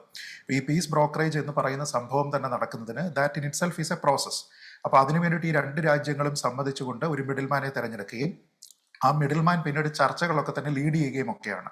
ഇന്ത്യയുടെ ചരിത്രത്തിൽ ഇത് ഉണ്ടായിട്ടുണ്ട്. ഇപ്പോൾ ഏറ്റവും നല്ല ഉദാഹരണം 1965 ഇന്ത്യ പാകിസ്ഥാൻ യുദ്ധം നടക്കുന്ന സമയത്ത് അതിന് മിഡിൽമാൻ ഉണ്ടായിരുന്നത് സോവിയറ്റ് യൂണിയൻ ആയിരുന്നു. അലക്സി കസീഗിനാണ് ഈ ചർച്ച നടത്തിയത്. ഈ ചർച്ചകളൊന്നും തന്നെ നടക്കുന്നതും അതിന്റെ എഗ്രിമെന്റുകൾ നടക്കുന്നതും ഒന്നും ഇന്ത്യയിലോ പാകിസ്ഥാനിലോ ആയിരുന്നില്ല, താഷ്കണ്ടിലായിരുന്നു. അപ്പോൾ അതെല്ലാം തന്നെ നമുക്ക് അറിയാവുന്ന കാര്യമാണ്. പക്ഷെ പിന്നീട് നമ്മൾ എപ്പോഴാണ് ഇത് ഉഭയകക്ഷി തലത്തിൽ മാത്രമേ ചർച്ചകൾ ഉണ്ടാവുകയുള്ളൂ, അങ്ങനെ മാത്രമേ വിഷയങ്ങൾ പരിഹരിക്കുകയുള്ളൂ എന്ന് പറയുന്നത് 1971 യുദ്ധത്തിന് ശേഷം ഉണ്ടായിരിക്കുന്ന ഷിംല എഗ്രിമെന്റിലാണ്. അപ്പോൾ ഷിംല എഗ്രിമെന്റിൽ പറയുന്നതനുസരിച്ച് ഈ രണ്ട് രാജ്യങ്ങളും പ്രവർത്തിക്കുകയാണ്. അതായത് ഇനി ഒരു വിഷയത്തിലും ഒരു മിഡിൽമാനെ നമ്മൾ അതാണ് ശ്രീജിത്ത് പണിക്കർ. ഇപ്പോൾ ഈ സുൽഫിക്കർ അലി ഭൂട്ടോയും പ്രധാനമന്ത്രി അന്ന് ആയിരുന്ന ഇന്ദിരാഗാന്ധിയും തമ്മിൽ ഒപ്പിട്ട ആ ഒരു കരാർ അത് പാലിക്കപ്പെടണം എന്നുള്ളതാണ്. അതിൽ നിന്ന് പിന്നീട് നമ്മൾക്കൊരു പിന്നോട്ട് പോക്ക് ഉണ്ടായിട്ടുണ്ടോ, അതിവിടെ ഉണ്ടായോ എന്നതല്ലേ ചോദ്യം. കാരണം ഇപ്പൊ താങ്കൾ പറഞ്ഞതുപോലെ ഇതിപ്പോ മിലിറ്ററിയുടെ ഭാഗത്തു നിന്ന് അല്ലെങ്കിൽ വിദേശകാര്യ വക്താവിന്റെ ഭാഗത്ത് നിന്ന് ഇതൊക്കെ വരുമ്പോൾ പോലും അവിടെ നിന്ന് അമേരിക്കൻ പ്രസിഡന്റാണ് പറഞ്ഞുകൊണ്ടിരിക്കുന്നത് എന്നതാണ് ഇവർ പറയുന്നത്. പ്രതിപക്ഷം ഉന്നയിക്കുന്നത് അവിടെ പറയുന്നത് ആരാണ്? അമേരിക്കയുടെ പ്രസിഡന്റ് ആണ്. അല്ല, നോക്കൂ, അതുകൊണ്ടാണ് ഞാൻ പറഞ്ഞത് ഒരു മിഡിൽമാൻ ഉണ്ടാവുക, പീസ് ബ്രോക്കർ ചെയ്യാനായിട്ട് ഒരാൾ വരിക എന്ന് പറഞ്ഞാൽ കേവലം കമ്മ്യൂണിക്കേഷൻസ് നടത്തുന്നതല്ല. ഒരു ചെറിയ ഉദാഹരണം പറഞ്ഞു കഴിഞ്ഞാൽ, ഈ റഷ്യയും യുക്രൈനും തമ്മിൽ യുദ്ധം നടക്കുന്നുണ്ട്. ആ യുദ്ധവുമായി ബന്ധപ്പെട്ട് രണ്ട് രാജ്യങ്ങളുടെയും രാഷ്ട്രത്തലവന്മാരെ സന്ദർശിച്ചിട്ട് പലതവണയായിട്ട് നമ്മുടെ പ്രധാനമന്ത്രി തന്നെ പറഞ്ഞിരിക്കുന്നത് നിങ്ങൾ ഈ സംഘർഷം അവസാനിപ്പിച്ച് ചർച്ചകളിലേക്ക് പോകണമെന്നാണ്. അപ്പൊ ആ റിക്വയർമെന്റ് പറഞ്ഞതിന്റെ പേരിൽ നാളെ ഈ രണ്ട് രാജ്യങ്ങളും തമ്മിൽ ഒരു പീസ് മേക്കിംഗിലേക്ക് പോവുകയാണെങ്കിൽ അതിന്റെ ക്രെഡിറ്റ് നരേന്ദ്രമോദിക്കോ ഇന്ത്യക്കോ ക്ലെയിം ചെയ്യാൻ പറ്റില്ല. ഇനി ക്ലെയിം ചെയ്താൽ നമുക്ക് എന്ത് ചെയ്യാൻ പറ്റും? നമുക്കൊന്നും പറയാൻ പറ്റില്ല. ഈ വിഷയം അതുപോലെയാണോ ശ്രീജിത്ത് പണിക്കർ? ഈ വിഷയത്തിൽ മറ്റൊരു കക്ഷിയുടെ ഇടപെടൽ ഉണ്ടായി. ഇതിപ്പോ ഡൊണാൾഡ് ട്രംപ് നടത്തുന്ന ക്ലെയിം എന്താണ് എന്നുള്ളത് താങ്കൾ കണ്ടിട്ടുണ്ടല്ലോ. എനിക്കത് ഉറപ്പാണ് താങ്കൾ അത് കണ്ടിട്ടുണ്ടോ എന്നുള്ളത്. ഞാൻ വ്യാപാരത്തിന്റെ പേര് പറഞ്ഞുകൊണ്ട് എന്നൊക്കെ പറഞ്ഞുള്ള പല ഭീഷണിയും ചില സമയത്ത് കളിയാക്കലുകളും ഇതൊക്കെയാണ് അദ്ദേഹം ആവർത്തിച്ച് ഈ തരത്തിലേക്ക്. അപ്പോൾ എവിടെയാണ് അദ്ദേഹം ഇടപെട്ടത്? വേറെ ഏതെങ്കിലും ഒരു യുദ്ധത്തിന്റെ കാര്യത്തിലൊന്നും അല്ല അദ്ദേഹം ഇടപെട്ടിട്ടുള്ളത്. അതാണ് ഇവർക്ക് അലോസരം ഉണ്ടാക്കുന്നതെന്ന് തന്നെയാണ് ഞാൻ മനസ്സിലാക്കുന്നത് ശ്രീജിത്ത് പണിക്കർ. അല്ല, നോക്കൂ, അതിനുള്ള പ്രതികരണം താങ്കൾ ശ്രദ്ധിച്ചില്ലേ? ഇന്ത്യൻ ഗവൺമെന്റിന്റെ ഔദ്യോഗിക വക്താവിന്റെ ഭാഗത്ത് നിന്ന് അതിലുണ്ടായിരിക്കുന്ന പ്രതികരണം താങ്കൾ ശ്രദ്ധിച്ചില്ലേ? താങ്കൾ അത് മനസ്സിലാക്കിയിട്ടുണ്ട് എന്ന് തന്നെയാണ് ഞാൻ കരുതുന്നത്. അതിൽ പറഞ്ഞിരിക്കുന്നത് ട്രേഡ് എന്നല്ല ഒരു വിഷയവും ഇവിടെ ചർച്ചാ വിഷയമായിട്ടില്ല എന്നാണ്. ഇനി ട്രേഡ് ആയിരുന്നു വിഷയമെങ്കിൽ, ട്രേഡിന്റെ പേര് പറഞ്ഞിട്ട് ഇന്ത്യയെ മര്യാദ പഠിപ്പിക്കാനായിരുന്നുവെങ്കിൽ ഒന്ന് ആലോചിച്ച് നോക്കൂ. ഈ റഷ്യൻ സംഘർഷം ഉണ്ടായപ്പോൾ അമേരിക്ക ഉൾപ്പെടെ അതിലൊരു പൊസിഷൻ എടുത്തപ്പോൾ റഷ്യയിൽ നിന്ന് ഓയിൽ വാങ്ങാൻ പാടില്ല എന്ന് പറഞ്ഞിട്ട് ഇന്ത്യയോട് ഏറ്റവും കൂടുതൽ ആവശ്യപ്പെട്ടിരുന്നതാരാണ്? അതിന്റെ പേരിൽ ഇവിടെ ഒരുപക്ഷെ വലിയ നടപടികൾ, കടുത്ത നടപടികൾ ഉണ്ടാകും എന്നൊക്കെ പറഞ്ഞിരുന്നതാരാണ്? അമേരിക്കയാണ്. എന്നിട്ട് അന്ന് ബൈഡൻ ഭരണകൂടമായിരുന്നെങ്കിൽ പിന്നീട് ട്രംപ് വന്നതിന് ശേഷം എത്ര മാസങ്ങളായി? ഈ അടുത്തും ഒപ്പക്കിനേക്കാൾ കൂടുതൽ ഇന്ത്യ റഷ്യൻ ഓയിലാണ് പ്രൊക്യൂർ ചെയ്യുന്നത് എന്നുള്ള വിവരം പുറത്തു വന്നിരുന്ന സമയത്ത് അമേരിക്കയ്ക്ക് വേണമെങ്കിൽ പറയായിരുന്നല്ലോ, ദാ നിന്നെ മര്യാദ പഠിപ്പിക്കാൻ പോവാണ്, നീയുമായിട്ടുള്ള ട്രേഡ് ഞാൻ നിർത്തും എന്ന് പറഞ്ഞിരുന്നെങ്കിൽ ഇന്ത്യ എന്താ വാലാട്ടി അങ്ങ് ചെല്ലുമെന്നാണോ? അങ്ങനെയല്ല. നമ്മുടെ രാജ്യത്തിൽ നിന്ന് ഔദ്യോഗികമായിട്ടുള്ള ഒരു പ്രതികരണം ഉണ്ടായിട്ടുണ്ടോ എന്നുള്ളതാണ് പ്രധാനം. പിന്നെ ഈ സംസാരിക്കുക എന്നുള്ളതല്ല പീസ് ബ്രോക്കറിംഗ്. അപ്പോൾ അങ്ങനെ നോക്കിക്കഴിഞ്ഞാൽ നമ്മുടെ വിദേശകാര്യ മന്ത്രി ജയ്ശങ്കറിന്റെ ഔദ്യോഗികമായിട്ടുള്ള എക്സ് ഹാൻഡിൽ എടുത്ത് നോക്കിക്കഴിഞ്ഞാൽ അദ്ദേഹം എല്ലാ ദിവസവും US-ന്റെ പ്രതിനിധികളുമായിട്ട്, വൈസ് പ്രസിഡന്റ് ആയിക്കോട്ടെ, മാർക്കോ റൂബിയോ ആയിക്കോട്ടെ, ഇവരോട് കമ്മ്യൂണിക്കേറ്റ് ചെയ്തിരിക്കുന്നതിന്റെ വിവരങ്ങളുണ്ട്. UK-യുമായിട്ടുണ്ട്, യൂറോപ്യൻ യൂണിയൻ ഉണ്ട്, റഷ്യ ഉണ്ട്, നോർവേ ഉണ്ട്, സൗദി ഉണ്ട്, UAE ഉണ്ട്, നിരവധി GCC രാജ്യങ്ങളുണ്ട്, ഖത്തറുണ്ട്. ഇവരോടെല്ലാം തന്നെ നമ്മൾ കമ്മ്യൂണിക്കേറ്റ് ചെയ്യുകയും അതേസമയം പാകിസ്ഥാൻ ഇവരോട് കമ്മ്യൂണിക്കേറ്റ് ചെയ്യുകയും ചെയ്യുന്നുണ്ട്. ആ സമയത്തെല്ലാം തന്നെ ഇന്ത്യയുടെ പ്രഖ്യാപനം എന്തായിരുന്നു? അദ്ദേഹത്തിന്റെ ഓരോ ട്വീറ്റിലും പറയുന്നുണ്ട്, നമ്മുടെ മെഷേഴ്സ് എപ്പോഴും, ഒരു സെക്കൻഡ് പൂർത്തിയാക്കട്ടെ, നമ്മുടെ മെഷേഴ്സ് എല്ലായ്പ്പോഴും നോൺ എസ്കലേറ്ററി ആയിരിക്കുമെന്നുണ്ട്.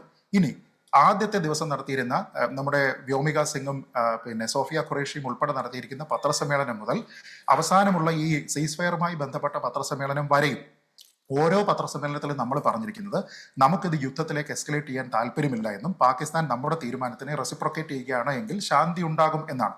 എന്ന് വെച്ചാൽ അമേരിക്ക എന്നല്ല ആരിടപെട്ടിട്ടായാലും ഇന്ത്യയുടെ ഡിക്ലെയർഡ് പൊസിഷനിൽ ഒരു മാറ്റം ഉണ്ടായിട്ടില്ല. ഇപ്പൊ നമുക്ക് അമേരിക്കയുടെ മുന്നിൽ ഇന്ത്യ മുട്ടുമടക്കിയെന്നോ ഡൊണാൾഡ് ട്രംപ് വരച്ച വരയിൽ ഇന്ത്യയെ നിർത്തി എന്നൊക്കെയോ പറഞ്ഞു കഴിഞ്ഞാൽ നമ്മുടെ പൊസിഷനിൽ ഒരു മാറ്റം ഉണ്ടാക്കാനായിട്ട് അവർക്ക് സാധിക്കണം. പക്ഷെ നമ്മൾ ആദ്യമേ പറയുന്നത് നോൺ എസ്കലേറ്ററി ആണ്, യുദ്ധത്തിലേക്ക് പോകാൻ താല്പര്യമില്ല. അപ്പൊ അമേരിക്കൻ പ്രസിഡന്റ് ഇടപെട്ടിട്ടാണെങ്കിലും അല്ലെങ്കിലും എവിടെയാണ് ഇന്ത്യയുടെ പൊസിഷൻ കോംപ്രമൈസ് ചെയ്തത്? നമ്മൾ ഏതെങ്കിലും ഘട്ടത്തിൽ പറഞ്ഞോ ഞങ്ങൾ ഇത് എസ്കലേറ്റ് ചെയ്യും, ഞങ്ങൾ നിങ്ങളെ അറ്റാക്ക് ചെയ്യും, ഞങ്ങൾ POK പിടിച്ചെടുക്കും, ഞങ്ങൾ അങ്ങനെ ചെയ്യും, ഇങ്ങനെ ചെയ്യും, വല്ലതും പറഞ്ഞു? ഒന്നും പറഞ്ഞിട്ടില്ല. നമ്മൾ പറഞ്ഞിരിക്കുന്നത് നോൺ എസ്കലേറ്ററി ആയിട്ട് പോവുക, പ്രൊപ്പോർഷനേറ്റ് ആയിട്ടുള്ള അടി മാത്രമേ ഞങ്ങൾ തരികയുള്ളൂ എന്നാണ്. അവസാനം ഈ പീസ് ബ്രോക്കറിംഗുമായി ബന്ധപ്പെട്ട് അല്ലെങ്കിൽ ഇതിന്റെ ഈ പിന്നെ സീസ് ഫയറുമായി ബന്ധപ്പെട്ടിട്ട് ഉള്ള ആ ഒരു പത്രസമ്മേളനത്തിന്റെ അന്ന് ദിവസത്തെ രാവിലെ വ്യോമിക സിംഗ് ആണ് അവസാനം ആ പത്രസമ്മേളനം പറഞ്ഞ് അവസാനിപ്പിക്കുന്നത്. ആ സമയത്തും അവർ പറഞ്ഞിരുന്ന ലാസ്റ്റ് സ്റ്റേറ്റ്മെന്റ്, ഇത് നോൺ എസ്കലേറ്ററി ആയിരിക്കാനാണ് ഞങ്ങളുടെ താല്പര്യം, പ്രൊവൈഡഡ് പാകിസ്ഥാൻ റെസിപ്രൊക്കേറ്റ്സ് അവർ ഡിസിഷൻ. അങ്ങനെ ചെയ്യുകയാണ് എങ്കിൽ പിന്നെ ഞങ്ങൾ സംഘർഷത്തിലില്ല എന്ന് ഒന്നാം ദിവസം മുതൽ അന്ന് വരെ പറഞ്ഞതിന് ശേഷം പിന്നീട് പെട്ടെന്ന് DGMO വിളിച്ചതിന് ശേഷം നമ്മളോട് അയ്യോ നിങ്ങൾ സംഘർഷത്തിന് പോവല്ലേ എന്ന് പറയുന്ന സമയത്ത് അതൊന്നും പറ്റത്തില്ല സാറേ, ഞങ്ങൾ സംഘർഷം നടത്തിയേ പറ്റുള്ളൂ. അല്ല, അതല്ലല്ലോ ഇവർ ഉന്നയിക്കുന്ന വിഷയം, അതല്ലല്ലോ, അത് താങ്കൾക്ക് അറിയാവുന്നതാണല്ലോ. ഇവർ ഉന്നയിക്കുന്ന വിഷയം എന്താണ്? ഇതിൽ ഈ വെടിനിർത്തൽ വേണ്ട എന്നുള്ളതല്ലല്ലോ പറയുന്നത്. അഡ്വക്കേറ്റ് അനിൽ ബോസ്, ഇപ്പോ ഇതിൽ നിങ്ങൾ പറയുന്നത് കേൾപ്പോൾ അങ്ങനെയും ഒരു തെറ്റിദ്ധാരണ ഉണ്ടാകാൻ സാധ്യതയുണ്ട്.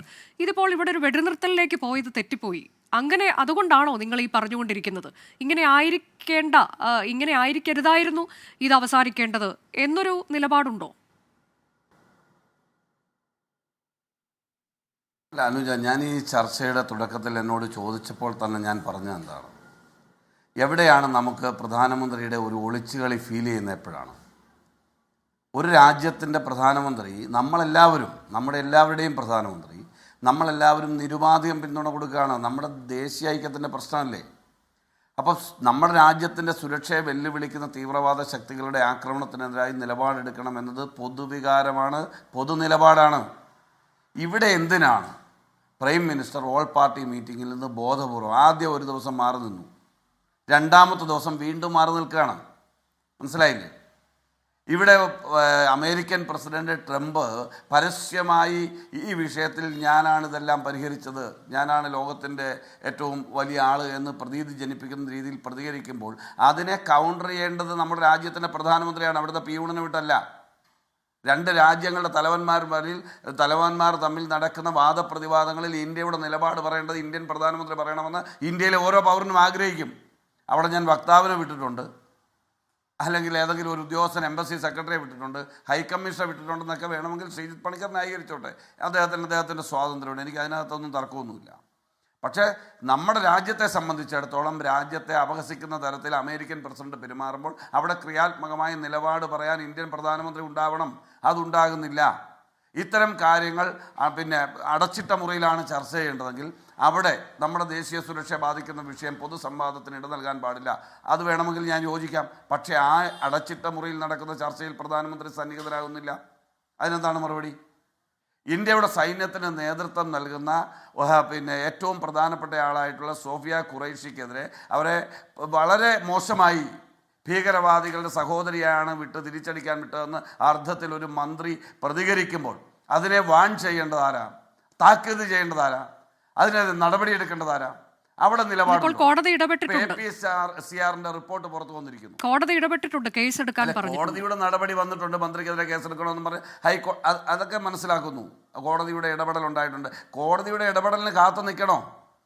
ഇന്ത്യൻ സൈന്യത്തിൻ്റെ ഏറ്റവും പ്രധാനപ്പെട്ട പദവിയിൽ ഇരുന്നുകൊണ്ട് ഈ രാജ്യത്തിന് വേണ്ടി പോരാടുന്ന ഒരു ഉദ്യോഗസ്ഥയെ സമൂഹ മധ്യത്തിൽ ഒരു തെരഞ്ഞെടുക്കപ്പെട്ട ജനപ്രതി അപഹസിക്കുമ്പോൾ അതിന് കോടതി നടപടിക്ക് കാത്തിരിക്കണോ അനുജ? കാത്തിരിക്കണം. APCRന്റെ റിപ്പോർട്ട് നിങ്ങൾ കണ്ടോ? ഈ 8-ാം തീയതി വരെയുള്ള നടപടിക്രമങ്ങൾ രാജ്യത്ത് മുസ്ലിം കമ്മ്യൂണിറ്റിയിൽപ്പെട്ട ആളുകൾക്കെതിരെ, പാകിസ്ഥാനെതിരെ നമുക്ക് നിലപാടെടുക്കാമെന്നേ, തീവ്രവാദികൾക്കെതിരെ നടപടിയെടുക്കാം. പക്ഷേ സൈന്യത്തിന് നേതൃത്വം നൽകുന്ന ആളുടെ ജാതിയും മതവും ചൂണ്ടിക്കാണിച്ച് ആക്രമിക്കുന്ന രാഷ്ട്രീയം ഇവിടെ ഉയർത്തുമ്പോൾ അതിനെ വാൺ ചെയ്യണ്ടേ? താക്കീത് നൽകണ്ടേ? അത് നിർത്തിക്കണ്ടേ? അത് ചെയ്യുന്നവർക്കെതിരെ നടപടിയെടുക്കണ്ടേ? നമ്മുടെ രാജ്യത്ത്, ഞാനതാണ് ആദ്യം തന്നെ പറഞ്ഞത്, മധ്യപ്രദേശിലും രാജസ്ഥാനിലും മഹാരാഷ്ട്രയിലും മാത്രമായി 184 കേസുകളാണെന്ന്, 3 കൊലപാതകങ്ങളടക്കം സംഘപരിവാർ സംഘടനകൾ നടത്തിയിരിക്കുന്നത് ഗവൺമെന്റിന്റെ ഒത്താശയോടെ. ഗവൺമെന്റിന്റെ ഒത്താശ 45 കേസ് മാത്രം നടന്നിരിക്കുന്നത് യുപിയിൽ മാത്രമാണെന്ന്. മനസ്സിലായില്ലേ? അകത്ത് രാജ്യത്തിനകത്ത് നടക്കുന്ന ഒരു സെക്കൻഡ് അനുജ, അല്ല ഒരു സെക്കൻഡ്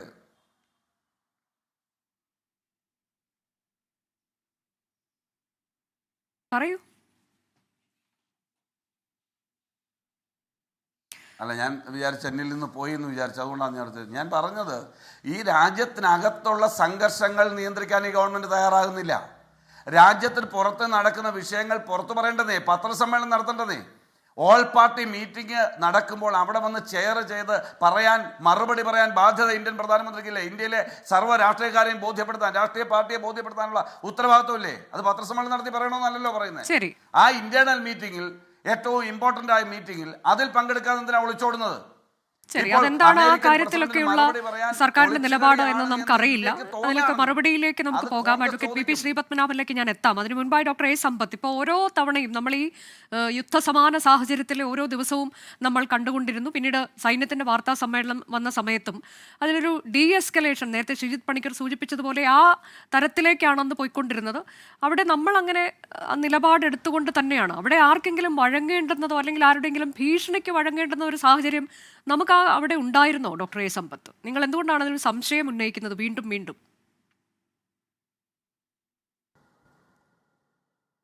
അനുജ, നമ്മുടെ ഈ ചർച്ച നടക്കുന്ന വേളയിൽ തന്നെ നമ്മുടെ 24 ന്യൂസിൽ US പ്രസിഡൻറ്റിൻ്റേതായ അദ്ദേഹത്തിൻ്റെ ഒരു ക്ലെയിം, അദ്ദേഹത്തിൻ്റെതായ ഒരു അവകാശവാദം എഴുതി കാണിക്കുകയുണ്ടായല്ലോ.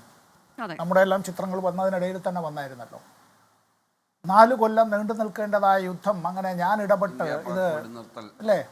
ഇപ്പോ ഇതിൽ തന്നെ നമ്മുടെ ഈ ചർച്ചയിൽ തന്നെ ലൈവായി നമ്മൾ ഈ ചർച്ചയിൽ പങ്കെടുക്കുമ്പോൾ തന്നെ അദ്ദേഹത്തിന്റെ 4 വർഷം ഉണ്ടാകേണ്ട യുദ്ധം എന്ന് പറഞ്ഞിട്ട് അവിടെ കാണിക്കുന്നുണ്ട്. ഞാനാണിതെല്ലാം, ഞാൻ തന്നെയാണ് ഇതെല്ലാം ചെയ്തതെന്ന്. എന്ന് വെച്ചാൽ എന്താണ്?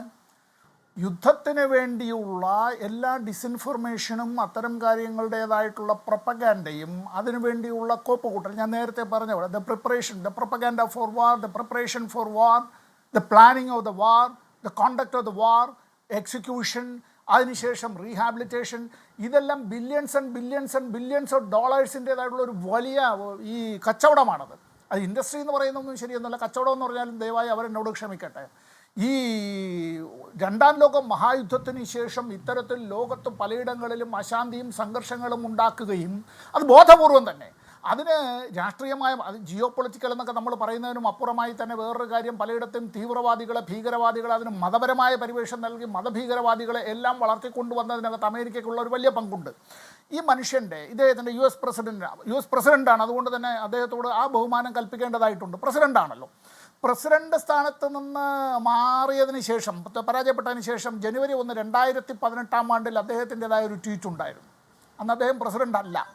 The United States has foolishly given Pakistan more than $33 billion in aid over the last 15 years, and they have given us nothing but lies and deceit, thinking of our leaders as fools. They give safe haven, അവർക്ക് ഏറ്റവും സുരക്ഷിതമായ സ്വർഗം, to the terrorist we hunt in Afghanistan while with little help no more unquote. ഇതേ America തന്നെ അഫ്ഗാനിസ്ഥാനിൽ ഇടപെട്ടിട്ടുള്ളതും അവിടെ നിന്ന് ദിവസങ്ങൾക്കുള്ളിൽ തന്നെ വർഷങ്ങൾ കൊണ്ടുവന്ന് ഡംപ് ചെയ്തിട്ടുള്ള ഏറ്റവും പുതിയ ആയുധങ്ങൾ. ഞാനിപ്പോൾ ഇത് പറയുന്നില്ല, ഇത് തന്നെയല്ലേ, ഞാനൊന്ന് ഇടപെട്ട് ചോദിക്കട്ടെ ഡോക്ടർ എ സമ്പത്ത്, ഇത് തന്നെയല്ലേ ഈ കഴിഞ്ഞ നമ്മളെ ഈ യുദ്ധസമാന സാഹചര്യം, ആ സംഘർഷത്തെക്കുറിച്ചൊക്കെ ചർച്ച ചെയ്യുമ്പോൾ പാകിസ്ഥാന്റെ പ്രതിരോധ മന്ത്രിയാണെന്നാണ് എൻ്റെ ഓർമ്മ, അദ്ദേഹത്തിന്റെ ഒരു പ്രസ്താവന വന്നത് അന്ന് നമ്മളൊരു അഭിമുഖത്തിൽ അദ്ദേഹം പറഞ്ഞതാണ്, നമ്മളതൊക്കെ ചർച്ച ചെയ്തതാണ്. പല വിദേശ രാജ്യങ്ങൾക്കും വേണ്ടി കഴിഞ്ഞ എത്രയോ നൂറ്റാണ്ടുകളായി നമ്മൾ ഇത് ചെയ്തുകൊണ്ടിരിക്കുന്നു. ഇത് തന്നെയല്ലേ അത്? നമ്മളിപ്പോൾ ഇന്ത്യ മറ്റേതെങ്കിലും ഒരു രാഷ്ട്രത്തിന് അതിൻ്റെ പരമാധികാരത്തെ അടിയറ വച്ചിട്ടില്ല. ഇന്ത്യൻ ജനത അതിനൊരിക്കലും അനുവദിക്കുകയുമില്ല. ആരൊക്കെ പ്രധാനമന്ത്രിമാരായാലും പ്രസിഡന്റ് പേരിന് വേണ്ടിയാണെങ്കിലും ഭരണഘടനാപരമായി നമ്മുടെ ഈ പട്ടാളത്തിൻ്റെ സുപ്രീം കമാൻഡറാണല്ലോ. അപ്പോൾ ഞാനിപ്പോൾ ഇതിൽ ബി ജെ പിയുടെ പ്രതിനിധി ഉണ്ട്. ബി ജെ പിയുടെ പ്രതിനിധി അദ്ദേഹം ഓർക്കുന്നുണ്ടാവും, ഈ റിസർച്ച് ആൻഡ് അനാലിസിസ് വിങ്ങിൻ്റെ റോയുടെ ഒരു കാലത്തെ ചീഫ് ആയിരുന്നതായിട്ടുള്ള A.S. ദുലാത്തിൻ്റെതായ പ്രസിദ്ധമായ ഒരു ഗ്രന്ഥമുണ്ട്, കാശ്മീർ ദ വാജ്പേയി ഇയേഴ്സ് എന്നുള്ളത്. വാജ്പേയിയുടെ കാലത്ത് ഈ നടത്തിയിട്ടുള്ള നയതന്ത്ര ബന്ധങ്ങൾ അത് ഉപയോഗിച്ചത്, അത് പക്ഷേ ഇത് പറഞ്ഞൊരു കാര്യമുണ്ട്, ശരിയാണ്. നമ്മൾ ഈ ഡിപ്ലോമസിയുമായി ബന്ധപ്പെട്ട കാര്യത്തിൽ അവിടെ ഒരു യെസ് അല്ലെങ്കിൽ നോ എന്നുള്ളതിനപ്പുറം നമ്മൾ പലപ്പോഴും ഇതിൽ ഈ ചിലപ്പോൾ പറയുള്ളൂ, നമ്മൾ പുള്ളപ്പ് ഡിസ്കഷൻ എന്ന് പറയുന്നത് പോലെ, ബാക്ക് ഡോർ ഡിസ്കഷൻ എന്ന് പറയുന്നത് പോലെ, ചിലപ്പോൾ മീഡിയേറ്റർ എന്ന് പറയാതെ നമ്മുടേതായ അത്തരത്തിലുള്ള നമ്മുടെ സുഹൃത്ത്, അവരുടെ സുഹൃത്ത്, അത്തരത്തിൽ അവർ ബന്ധപ്പെട്ട് പല കാര്യങ്ങളിലും ഇടപെടുന്നത് ഓക്കെ. പക്ഷേ ഇവിടെ ഈ ആദ്യം ഇങ്ങനെ ഈ ലോകത്തോട് വിളിച്ചു പറയുന്ന നിലയിലേക്ക് ഈ ട്രംപിൻ്റെതായ ഒരു ട്വീറ്റ് വന്നതിനെ സംബന്ധിച്ചുള്ളത് അതൊരു ചെറിയ കാര്യമല്ല. അത് തന്നെയാണ് ഏറ്റവും പ്രധാനം. ഞാൻ താങ്കളിലേക്ക് എത്താം. അഡ്വക്കേറ്റ് പി ശ്രീപത്മനാഭൻ, ഇപ്പോൾ ഒരു വെടിനിർത്തൽ ഉണ്ടായിട്ടുണ്ടെങ്കിൽ അത് നമ്മൾ അറിയേണ്ടുന്നത് ആരിൽ നിന്നാണ്? ആദ്യം നമ്മളൊക്കെ ആദ്യം അറിഞ്ഞത് എവിടെ നിന്നാണ്? ഡൊണാൾഡ് ട്രംപിന്റെ ഒരു ട്വീറ്റിലൂടെയാണ് ഇങ്ങനെ ഒരു സംഭവം ഉണ്ടായിട്ടുണ്ട് എന്ന് അറിഞ്ഞത്. പിന്നീട് അതിന് നന്ദി പറഞ്ഞുകൊണ്ടൊക്കെ പാകിസ്ഥാന്റെ ഭാഗത്തുനിന്ന് പ്രതികരണങ്ങൾ വന്നു. നമ്മൾ അങ്ങനെയൊന്നും പറഞ്ഞിട്ടില്ല. പക്ഷേ ഇങ്ങനെ ഒരു വെടിനിർത്തൽ ഉണ്ടായിട്ടുണ്ടെങ്കിൽ അത് നമ്മൾ അറിയേണ്ടത് എവിടെ നിന്നാണ്? ശ്രീപത്മനാഭൻ, നമ്മൾ അറിയേണ്ടവിടത്ത് തന്നെയാണ് അറിഞ്ഞത്. ഒറ്റ സെക്കൻഡ്, അദ്ദേഹത്തിന്റെ കൂടെയാണ് അദ്ദേഹം പറഞ്ഞത്. After a long night of talks mediated by the United States. പറഞ്ഞിട്ട് കാര്യം കുടിച്ചോട്ടെ, കുഴപ്പമൊന്നുമില്ല. ഈ പറഞ്ഞതുപോലെ കഴിഞ്ഞോ അദ്ദേഹത്തിന് ഒരു വല്ലാത്ത അസഹിഷ്ണുത ഉണ്ടാവുന്നത്. കഴിഞ്ഞോ ഞാൻ പറഞ്ഞോട്ടെ, ഞാൻ പറഞ്ഞാ തുടങ്ങും ഉടക്കായിട്ട്. അതാണ് ഈ ഈ ഈ ആരിൽ നിന്നാണോ അറിയേണ്ടത് അവരിൽ നിന്ന് തന്നെയാണ് അറിഞ്ഞത്. ഞാൻ വിശ്വസിച്ചത്, ഈ രാജ്യത്തിലെ സാധാരണക്കാരനായ ജനങ്ങൾ വിശ്വസിച്ചത്, ഈ രാജ്യത്തിൻ്റെ സൈനിക പ്രതിനിധികൾ പത്രസമ്മേളനം നടത്തി സീസ് ഫയർ ഉണ്ടായിട്ടുണ്ട്, ഇന്ന് വൈകുന്നേരം 5 മണി മുതൽ നിലവിൽ വന്നു എന്ന് 6 മണിക്ക് പറഞ്ഞപ്പോഴാണ് ഞങ്ങൾ വിശ്വസിച്ചത്. കമ്മ്യൂണിസ്റ്റുകാർ ഡൊണാൾഡ് ട്രംപിനേക്ക് വിശ്വസിച്ചിട്ടുണ്ടാവുക, അയ്യോ വളരെ സന്തോഷം. കോൺഗ്രസ്സുകാർ ഡൊണാൾഡ് ട്രംപിനേക്ക് വിശ്വസിച്ചിട്ടുണ്ടാവുക, വളരെ സന്തോഷം, നിങ്ങൾ അവരെ വിശ്വസിച്ചോളൂ. പക്ഷേ ഈ രാജ്യത്തിലെ ജനങ്ങൾ വിശ്വസിച്ചത് 6 മണിക്ക് പത്രസമ്മേളനം നടത്തി സൈനിക പ്രതിനിധികൾ പറഞ്ഞപ്പോഴാണ് ഈ രാജ്യത്തിലെ ജനങ്ങൾ വിശ്വസിച്ചത്. പക്ഷെ ഇങ്ങനെ ഒരു വെടിനിർത്തൽ ധാരണയിലേക്ക് എത്തിയിട്ടുണ്ട് എന്ന വാർത്ത ആദ്യം പുറത്തു വരുന്നത് എവിടെ നിന്നാണ്? അഡ്വക്കേറ്റ് ശ്രീപത്മനാഭൻ, ആരോ അല്ല, അമേരിക്കൻ പ്രസിഡന്റ് ഡൊണാൾഡ് ട്രംപിന്റെ ട്വീറ്റ്. ആയിക്കോട്ടെ, അമേരിക്കൻ പ്രസിഡന്റ് ഇവർക്ക് ആരൊക്കെയോ ആയിരിക്കും അമേരിക്കൻ പ്രസിഡന്റ്. ഇന്ത്യത്തെ ജനങ്ങൾക്ക് ആരുമല്ല. ഈ വിഷയത്തിൽ ഇന്ത്യയിലെ സാധാരണക്കാരന് അങ്ങനെയെങ്കിൽ പിന്നെ അദ്ദേഹം അത് തന്നെയാണ് ചോദ്യം. അങ്ങനെയെങ്കിൽ അദ്ദേഹം ആരാണ് ഇതേക്കുറിച്ച് അറിയിക്കാൻ? നിക്കട്ടെ, ഇവര് പറഞ്ഞതല്ല വിശ്വസിച്ചത്, ഡൊണാൾഡ് ട്രംപ് പറഞ്ഞതല്ല ഇന്ത്യൻ ജനത വിശ്വസിച്ചത്. ഇന്ത്യൻ ജനത വിശ്വസിച്ചതും മുഖവിലക്കെടുത്തതും 6 മണിക്ക് ഇന്ത്യൻ സൈനിക പ്രതിനിധികൾ പറഞ്ഞതാണ്. ബാലാക്കോട്ടിലും അങ്ങനെ തന്നെയായിരുന്നു. ഇന്ത്യൻ സൈനിക പ്രതിനിധികൾ പറഞ്ഞപ്പോൾ, ബാലാക്കോട്ടിൽ അക്രമമുണ്ടായെന്ന് പറഞ്ഞപ്പോൾ ഇന്ത്യൻ ജനത വിശ്വസിച്ചു, കോൺഗ്രസ്സുകാർ വിശ്വസിച്ചിട്ടില്ല. അതുകൊണ്ടാണ് ഇന്ന് ഈ ഉപ്പുവെച്ച കലം പോലെ ആയത്. ഈ ഉപ്പുവെച്ച കലം പോലെ നാട്ടിൽ നടക്കുന്ന 70-80% തെരഞ്ഞെടുപ്പിലും കോൺഗ്രസ് തോൽക്കുന്നതും BJP ജയിക്കുന്നതും ഇതുകൊണ്ടാണ്. ഞാനതാ നേരത്തെ പറഞ്ഞത്, രാഹുൽ ഗാന്ധി വോട്ട് ചെയ്യാൻ പോകുന്ന ബൂത്തിൽ 45 വോട്ട് കിട്ടുന്നത് ഇതുകൊണ്ടാണ്. അപ്പോൾ ഇന്ത്യൻ പട്ടാളം പറയുന്നത് വിശ്വസിക്കാൻ പഠിക്കുക ഇനിയെങ്കിലും. ഇന്ത്യൻ തെരഞ്ഞെടുപ്പ് കമ്മീഷൻ പറയുന്നത് വിശ്വസിക്കാൻ പഠിക്കുക ഇനിയെങ്കിലും. ഇന്ത്യൻ വിദേശകാര്യ വകുപ്പ് പറയുന്നത് ഒന്നും കൂടി പറഞ്ഞ് അവസാനിപ്പിക്കുക. സംഘർഷം ഉണ്ട് കോൺഗ്രസിന്റെ അകത്ത്. ഇപ്പൊ ശശി തരൂരിനെ വാൺ ചെയ്തിരിക്കുക. തലയ്ക്കകത്ത് ആൾതാമസമുള്ള ഒരൊറ്റ ഒരുത്തൻ കോൺഗ്രസിൽ ഇനി നിൽക്കൂല. കാരണം ഈ വിഷയത്തോടു കൂടി കോൺഗ്രസിന്റെ തനിനിറം പുറത്തു വന്നു. ശശി തരൂർ കഴിഞ്ഞ കുറെ ദിവസമായി പറയുന്നു, നമ്മൾ ഇങ്ങനെ സംസാരിക്കാൻ പാടില്ല, ഇത് സന്നിഗ്ധ ഘട്ടമാണ്, സർക്കാർ പറയുന്നത് കൂടെ നിൽക്കണം. ഇതപ്പോ വാൺ ചെയ്തിരിക്കുക. തലയ്ക്കകത്ത് ആൾതാമസമുള്ള ഒരൊറ്റ ഒരുത്തൻ അതിൻ്റെ അകത്ത് സ്വസ്ഥതയോടെ നിൽക്കൂല. ഇതാണ് കോൺഗ്രസിന്റെ പ്രശ്നം. ആ പ്രശ്നം നിങ്ങൾ ഏറ്റെടുത്ത് പെരുപ്പിക്കണ്ട. അത് അങ്ങനെയാണ് കോൺഗ്രസ്. അതിനെ രക്ഷിക്കാൻ നിങ്ങൾക്ക് ആര് വിചാരിച്ചാലും നടക്കില്ല. കാരണം അതിന്റെ ഉള്ളിലുള്ളവർക്ക് തന്നെ അത് നന്നാവണമെന്നില്ല. പിന്നെന്താ? ശരി, ഞാനൊരു ഇടവേള കൂടി എടുക്കുന്നു, വേഗം മടങ്ങിയെത്താം. തിരികെ ചർച്ചയിലേക്ക്. ശ്രീജിത്ത് പണിക്കർ, ഇപ്പോൾ നമ്മൾ ഇതിനോടൊപ്പം തന്നെ ചേർത്ത് വെച്ചുകൊണ്ട് പ്രതിപക്ഷം വിമർശിക്കുന്ന മറ്റ് പല കാര്യങ്ങൾ കൂടിയുണ്ട്. അതിൽ ഇപ്പോൾ ഈ ഭീകരരെവിടെ എന്ന ചോദ്യം ഉന്നയിക്കുകയാണ്. 26 പേരെ കൊലപ്പെടുത്തിയ ഭീകരരെവിടെ? അതിൽ ഉത്തരമില്ല. സുരക്ഷാ വീഴ്ച ഉണ്ടായിട്ടുണ്ടോ എന്ന ചോദ്യം. ഇനി മറ്റൊന്ന്, ഈ മതം പറഞ്ഞുകൊണ്ട് പാകിസ്ഥാൻ ചെയ്തു എന്ന് ഏറ്റവും ഹീനമായ കാര്യം നമ്മൾ അവരെ വിമർശിക്കുമ്പോൾ ഇവിടെ നടക്കുന്നത് എന്താണ് എന്നുള്ളത് ഏറ്റവും ഗുരുതരമായ കാര്യങ്ങളല്ലേ ശ്രീജിത്ത് പണിക്കർ? ഇപ്പോൾ സോഫിയ ഖുറേഷി എന്ന ഉദ്യോഗസ്ഥ, അവരെത്ര കേപ്പബിളായ ഉദ്യോഗസ്ഥയാണ്. അവരെക്കുറിച്ച് BJPയുടെ മന്ത്രി പറയുന്ന വാക്കുകൾ, അതുപോലെ തന്നെ വിക്രം മിശ്രയ്ക്കെതിരെ അദ്ദേഹത്തിനെതിരെ ഉണ്ടായ വിദ്വേഷ പ്രചാരണം. അപ്പോൾ ഇത്തരം കാര്യങ്ങൾ ഇവിടെ നടക്കുന്നു എന്നുള്ളത്, അത് എത്രത്തോളം ഹീനമായ കാര്യങ്ങൾ ഇവിടെ നടക്കുന്നുണ്ട് എന്നതിൻ്റെ ഏറ്റവും ഒടുവിലത്തെ ഉദാഹരണം മാത്രമല്ലേ ശ്രീജിത്ത് പണിക്കർ?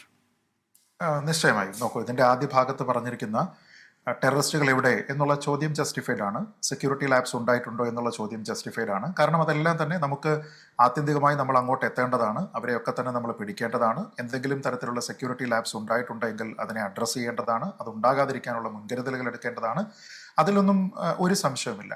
പിന്നെ സോഫിയ ഖുറേഷി ഉൾപ്പെടെയുള്ള രാജ്യത്തിന്റെ മുഖമായി നിന്ന, ഒരുപക്ഷെ ഓപ്പറേഷൻ സിന്ദൂറിന്റെ മുഖമായി നിന്നിരുന്ന ഒരു വനിതാ ഉദ്യോഗസ്ഥയെ വളരെ മോശമായ രീതിയിലത്തേക്ക് സംസാരിച്ചിരിക്കുന്നത് ഈ സോഷ്യൽ മീഡിയ ട്രോളുകളല്ല, ഉത്തരവാദിത്തപ്പെട്ട BJPയുടെ ഒരു മന്ത്രിയാണ്. അപ്പൊ അങ്ങനെയുള്ള ഒരു മന്ത്രിക്കെതിരെ കേസ് എടുക്കുന്നത് കോടതി പറഞ്ഞിട്ട് വേണോ? അല്ല, അങ്ങനെ ആയിരിക്കരുത്. അയാളോട് ഒരുപക്ഷെ അയാളുടെ പ്രാഥമികമായിട്ടുള്ള MLA സ്ഥാനം ഉൾപ്പെടെ രാജിവെക്കുന്നതിനും പാർട്ടിയിൽ നിന്ന് പുറത്താക്കുന്നതിനും ഒക്കെയുള്ള നടപടിയും അതിനോടൊപ്പം തന്നെ ലീഗലായിട്ടുള്ള പ്രൊസീഡിങ്സും ഒക്കെ എടുക്കുന്നതിന് വേണ്ടി രാജ്യം ഭരിക്കുന്ന പാർട്ടിക്ക് അങ്ങനെ നിർദ്ദേശങ്ങൾ കോടതി പറയുന്നതിന് മുമ്പ് തന്നെ എടുക്കാൻ കഴിയുമായിരുന്നു. അങ്ങനെ എടുക്കേണ്ടതുമായിരുന്നു.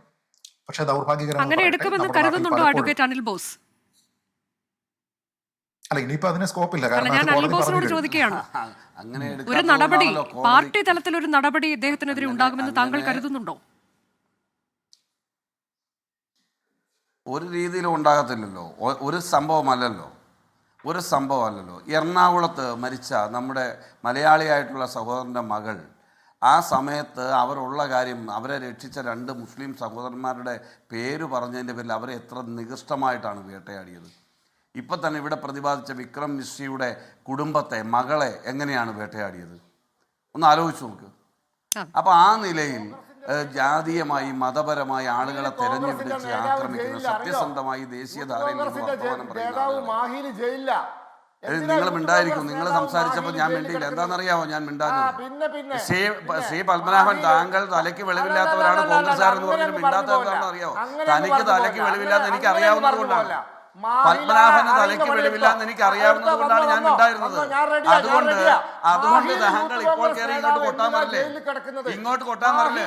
ശ്രീ പത്മനാഭൻ പറഞ്ഞപ്പോൾ താങ്കൾ ഒരു വിവരക്കേടാണ് എന്ന് എനിക്ക് നല്ല ബോധ്യമുള്ളത് കൊണ്ടാണ് ഞാൻ ആ സന്ദർഭത്തിൽ മറുപടി പറയാതിരുന്നത്. തലയ്ക്ക് വെളിവില്ലാത്ത ആളായതുകൊണ്ടാണ് ഇന്ത്യൻ പ്രധാനമന്ത്രി ഓൾ പാർട്ടി മീറ്റിംഗിൽ പങ്കെടുക്കാത്തത്. വെളിവില്ലാത്തവരുടെ നേതാവാണ് ഇന്ത്യൻ പ്രധാനമന്ത്രി എന്ന് ബോധ്യപ്പെടുകയാണ്. വെളിവുള്ളവന്മാരിരിക്കുന്ന യോഗത്തിൽ പങ്കെടുക്കാതെ അദ്ദേഹം ഒളിച്ചോടുന്നതിന്റെ കാരണം എന്താണ്? ശ്രീ പത്മനാഭൻ, തലയ്ക്ക് വെളിവില്ലാത്ത ആളാണ് ഇന്ത്യൻ പ്രധാനമന്ത്രി എന്ന് എന്നെക്കൊണ്ട് താങ്കളാണ് പറയിച്ചത്. മനസ്സിലായില്ലേ? ഇന്ത്യയിലെ ഓൾ പാർട്ടി മീറ്റിംഗ് വിളിക്കുമ്പോൾ ആ യോഗത്തിൽ ചോദിക്കുന്ന ചോദ്യത്തിന് ഉത്തരം പറയണമെങ്കിൽ തലയ്ക്ക് വെളിവുണ്ടാകണം. ആ വെളിവില്ലാത്തത് കൊണ്ടാണ് അദ്ദേഹം ഇവിടെ വന്നിരിക്കാത്തത്.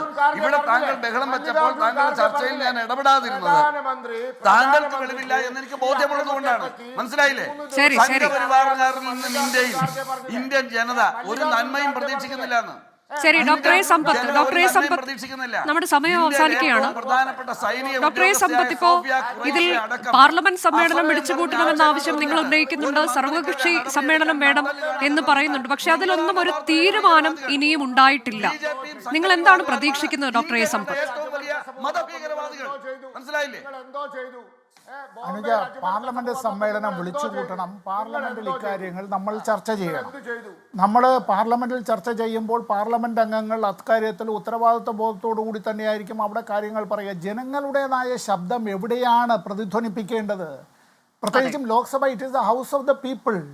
നമ്മളിപ്പോൾ ഈ ഒരു ചർച്ചയെല്ലാം നമ്മളിവിടെ നടത്തുമ്പോഴും അറിയേണ്ടത്, ഈ കേണൽ സോഫിയ ഖുറേഷിയെ പോലുള്ള ലക്ഷക്കണക്കിന് ഓഫീസർമാരും ജവാന്മാരും അടക്കമുള്ളവർ, പുരുഷനും സ്ത്രീയും അടക്കമുള്ളവർ, അവരുടെ കുടുംബത്തെ എല്ലാം അവരുടെ നാട്ടിൽ അവർ മാറ്റി നിർത്തിയിട്ട് അതിർത്തിയിൽ അവിടെ ആകാശവും ഭൂമിയും കടലും ജലവും സംരക്ഷിക്കാനായി തങ്ങളുടെ ജീവനടക്കം പണയപ്പെടുത്തി അത്തരത്തിൽ അവരെല്ലാം അങ്ങനെ ആ പണിയെടുക്കുന്നവർ ഈ മാതൃഭൂമിയോട് കാട്ടുന്നതായിട്ടുള്ള അവരുടെ ഒരു നിശ്ചയദാർഢ്യവും ആ ദൃഢതയും ഒക്കെ ഉണ്ടല്ലോ. ലോകത്തിലെ ഏറ്റവും അഭിമാനകരമായ നിമിഷങ്ങളാണ് അവർ നമുക്ക് സമ്മാനിക്കുന്നത്.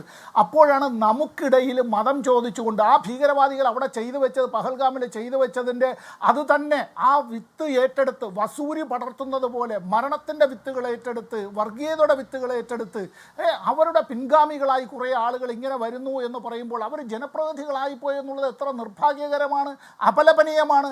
അതൊക്കെ ഒരു പൊതുപ്രവർത്തകനെ പോലും ഒരിക്കലും അംഗീകരിക്കാൻ കഴിയുന്നില്ല. സോഷ്യൽ ബിജെപിയുടെ ദേശീയ നേതൃത്വത്തിൽ BL സന്തോഷിന്റെ ഭാഗത്തു നിന്നൊക്കെ ഇവർ വളരെ മിടുക്കിയായ ഉദ്യോഗസ്ഥയാണ് എന്ന് പറഞ്ഞുകൊണ്ടുള്ള പ്രസ്താവന വരുന്നുണ്ട്. കൂടാതെ ഇത് നടത്തിയ ആൾ, ആ മന്ത്രിയാകട്ടെ പറയുന്നത് ഞാൻ ക്ഷമ ചോദിക്കാൻ തയ്യാറാണ് എന്നൊക്കെയാണ്. പക്ഷെ അപ്പോഴും വിക്രം മിശ്രയുടെ കാര്യത്തിൽ ഒരു പിന്തുണയും BJPയുടെ ഭാഗത്ത് വരുന്നില്ല എന്ന് മാത്രമല്ല, ഒരു പ്രതികരണം പോലും വന്നിട്ടില്ല എന്നുള്ളതാണ്. ഇതൊക്കെ എത്രത്തോളം നിർഭാഗ്യകരമാണ് എന്നുള്ളതാണ്. കൊല്ലപ്പെട്ടു പോയ നേവി ഉദ്യോഗസ്ഥന്റെ ഭാര്യ, കൊല്ലപ്പെട്ടു പോയ നേവി ഉദ്യോഗസ്ഥന്റെ ഭാര്യയെ കുറിച്ച് പോലും ഇവിടെ നേരത്തെ നമ്മുടെ ഈ നിര്യാതനായ രാമചന്ദ്രന്റെ മകളെ കുറിച്ച്, അപ്പൊ ഇതൊക്കെ എന്താണിത്? ഈ നമ്മുടെ കുടുംബാംഗങ്ങളെ കുറിച്ച് പോലും, ഈ വിക്രം മിശ്രയുടെ കുടുംബാംഗങ്ങളെ കുറിച്ച് പോലും എത്ര മോശമായിട്ടൊക്കെയാണ് ഇങ്ങനെ ഈ സോഷ്യൽ മീഡിയയിൽ കൂടെ. അല്ലാതെ ഈ മനസ്സിൽ ചില ആളുകൾക്ക് അത്തരത്തിൽ ഇങ്ങനെ ഈ മുട്ട വിരിയുന്നതായിട്ടുള്ള വർഗീയതയുടെ വിഷസർപ്പങ്ങളെല്ലാം ഈ സമൂഹ മാധ്യമങ്ങളിൽ കൂടെ പ്രചരിപ്പിക്കുക എന്ന് പറയുന്നത് ഒരു കാരണവശാലും അതൊന്നും അനുവദിച്ചു കൊടുക്കാൻ കഴിയുന്നതല്ല. അവരത് നിർത്തണം എന്നാണ് എനിക്ക് അഭ്യർത്ഥിക്കാനുള്ളത്. ഭീകരവാദികളെക്കാൾ ഭീകരവാദമാണ് അവർ പ്രചരിപ്പിക്കുന്നത്. അതെ, ഏതായാലും ഇത്തരത്തിൽ പ്രതിപക്ഷം ചോദ്യങ്ങൾ ഉന്നയിച്ചുകൊണ്ടേയിരിക്കുകയാണ്, ആവർത്തിച്ച് ചോദിച്ചുകൊണ്ടേയിരിക്കുകയാണ്. ഒപ്പം തന്നെയാണ് പാർലമെന്റ് സമ്മേളനം, സർവകക്ഷി യോഗം എന്നുള്ള അവരുടെ ആവശ്യവും അവർ നിരന്തരം പറഞ്ഞുകൊണ്ടേയിരിക്കുന്നത്. അതിലൊക്കെ എന്താണ് സർക്കാരിന്റെ നിലപാട് എന്നത് നമുക്ക് കാത്തിരുന്ന് തന്നെ കാണാം. വളരെ നന്ദി doctor A Sampath, advocate Anil boss, advocate VP Sreepadmanabhan, Sreejith Panicker ചർച്ചയിൽ പങ്കെടുത്തതിന്. എൻകൗണ്ടർ പ്രൈം അവസാനിക്കുന്നു. നമസ്കാരം.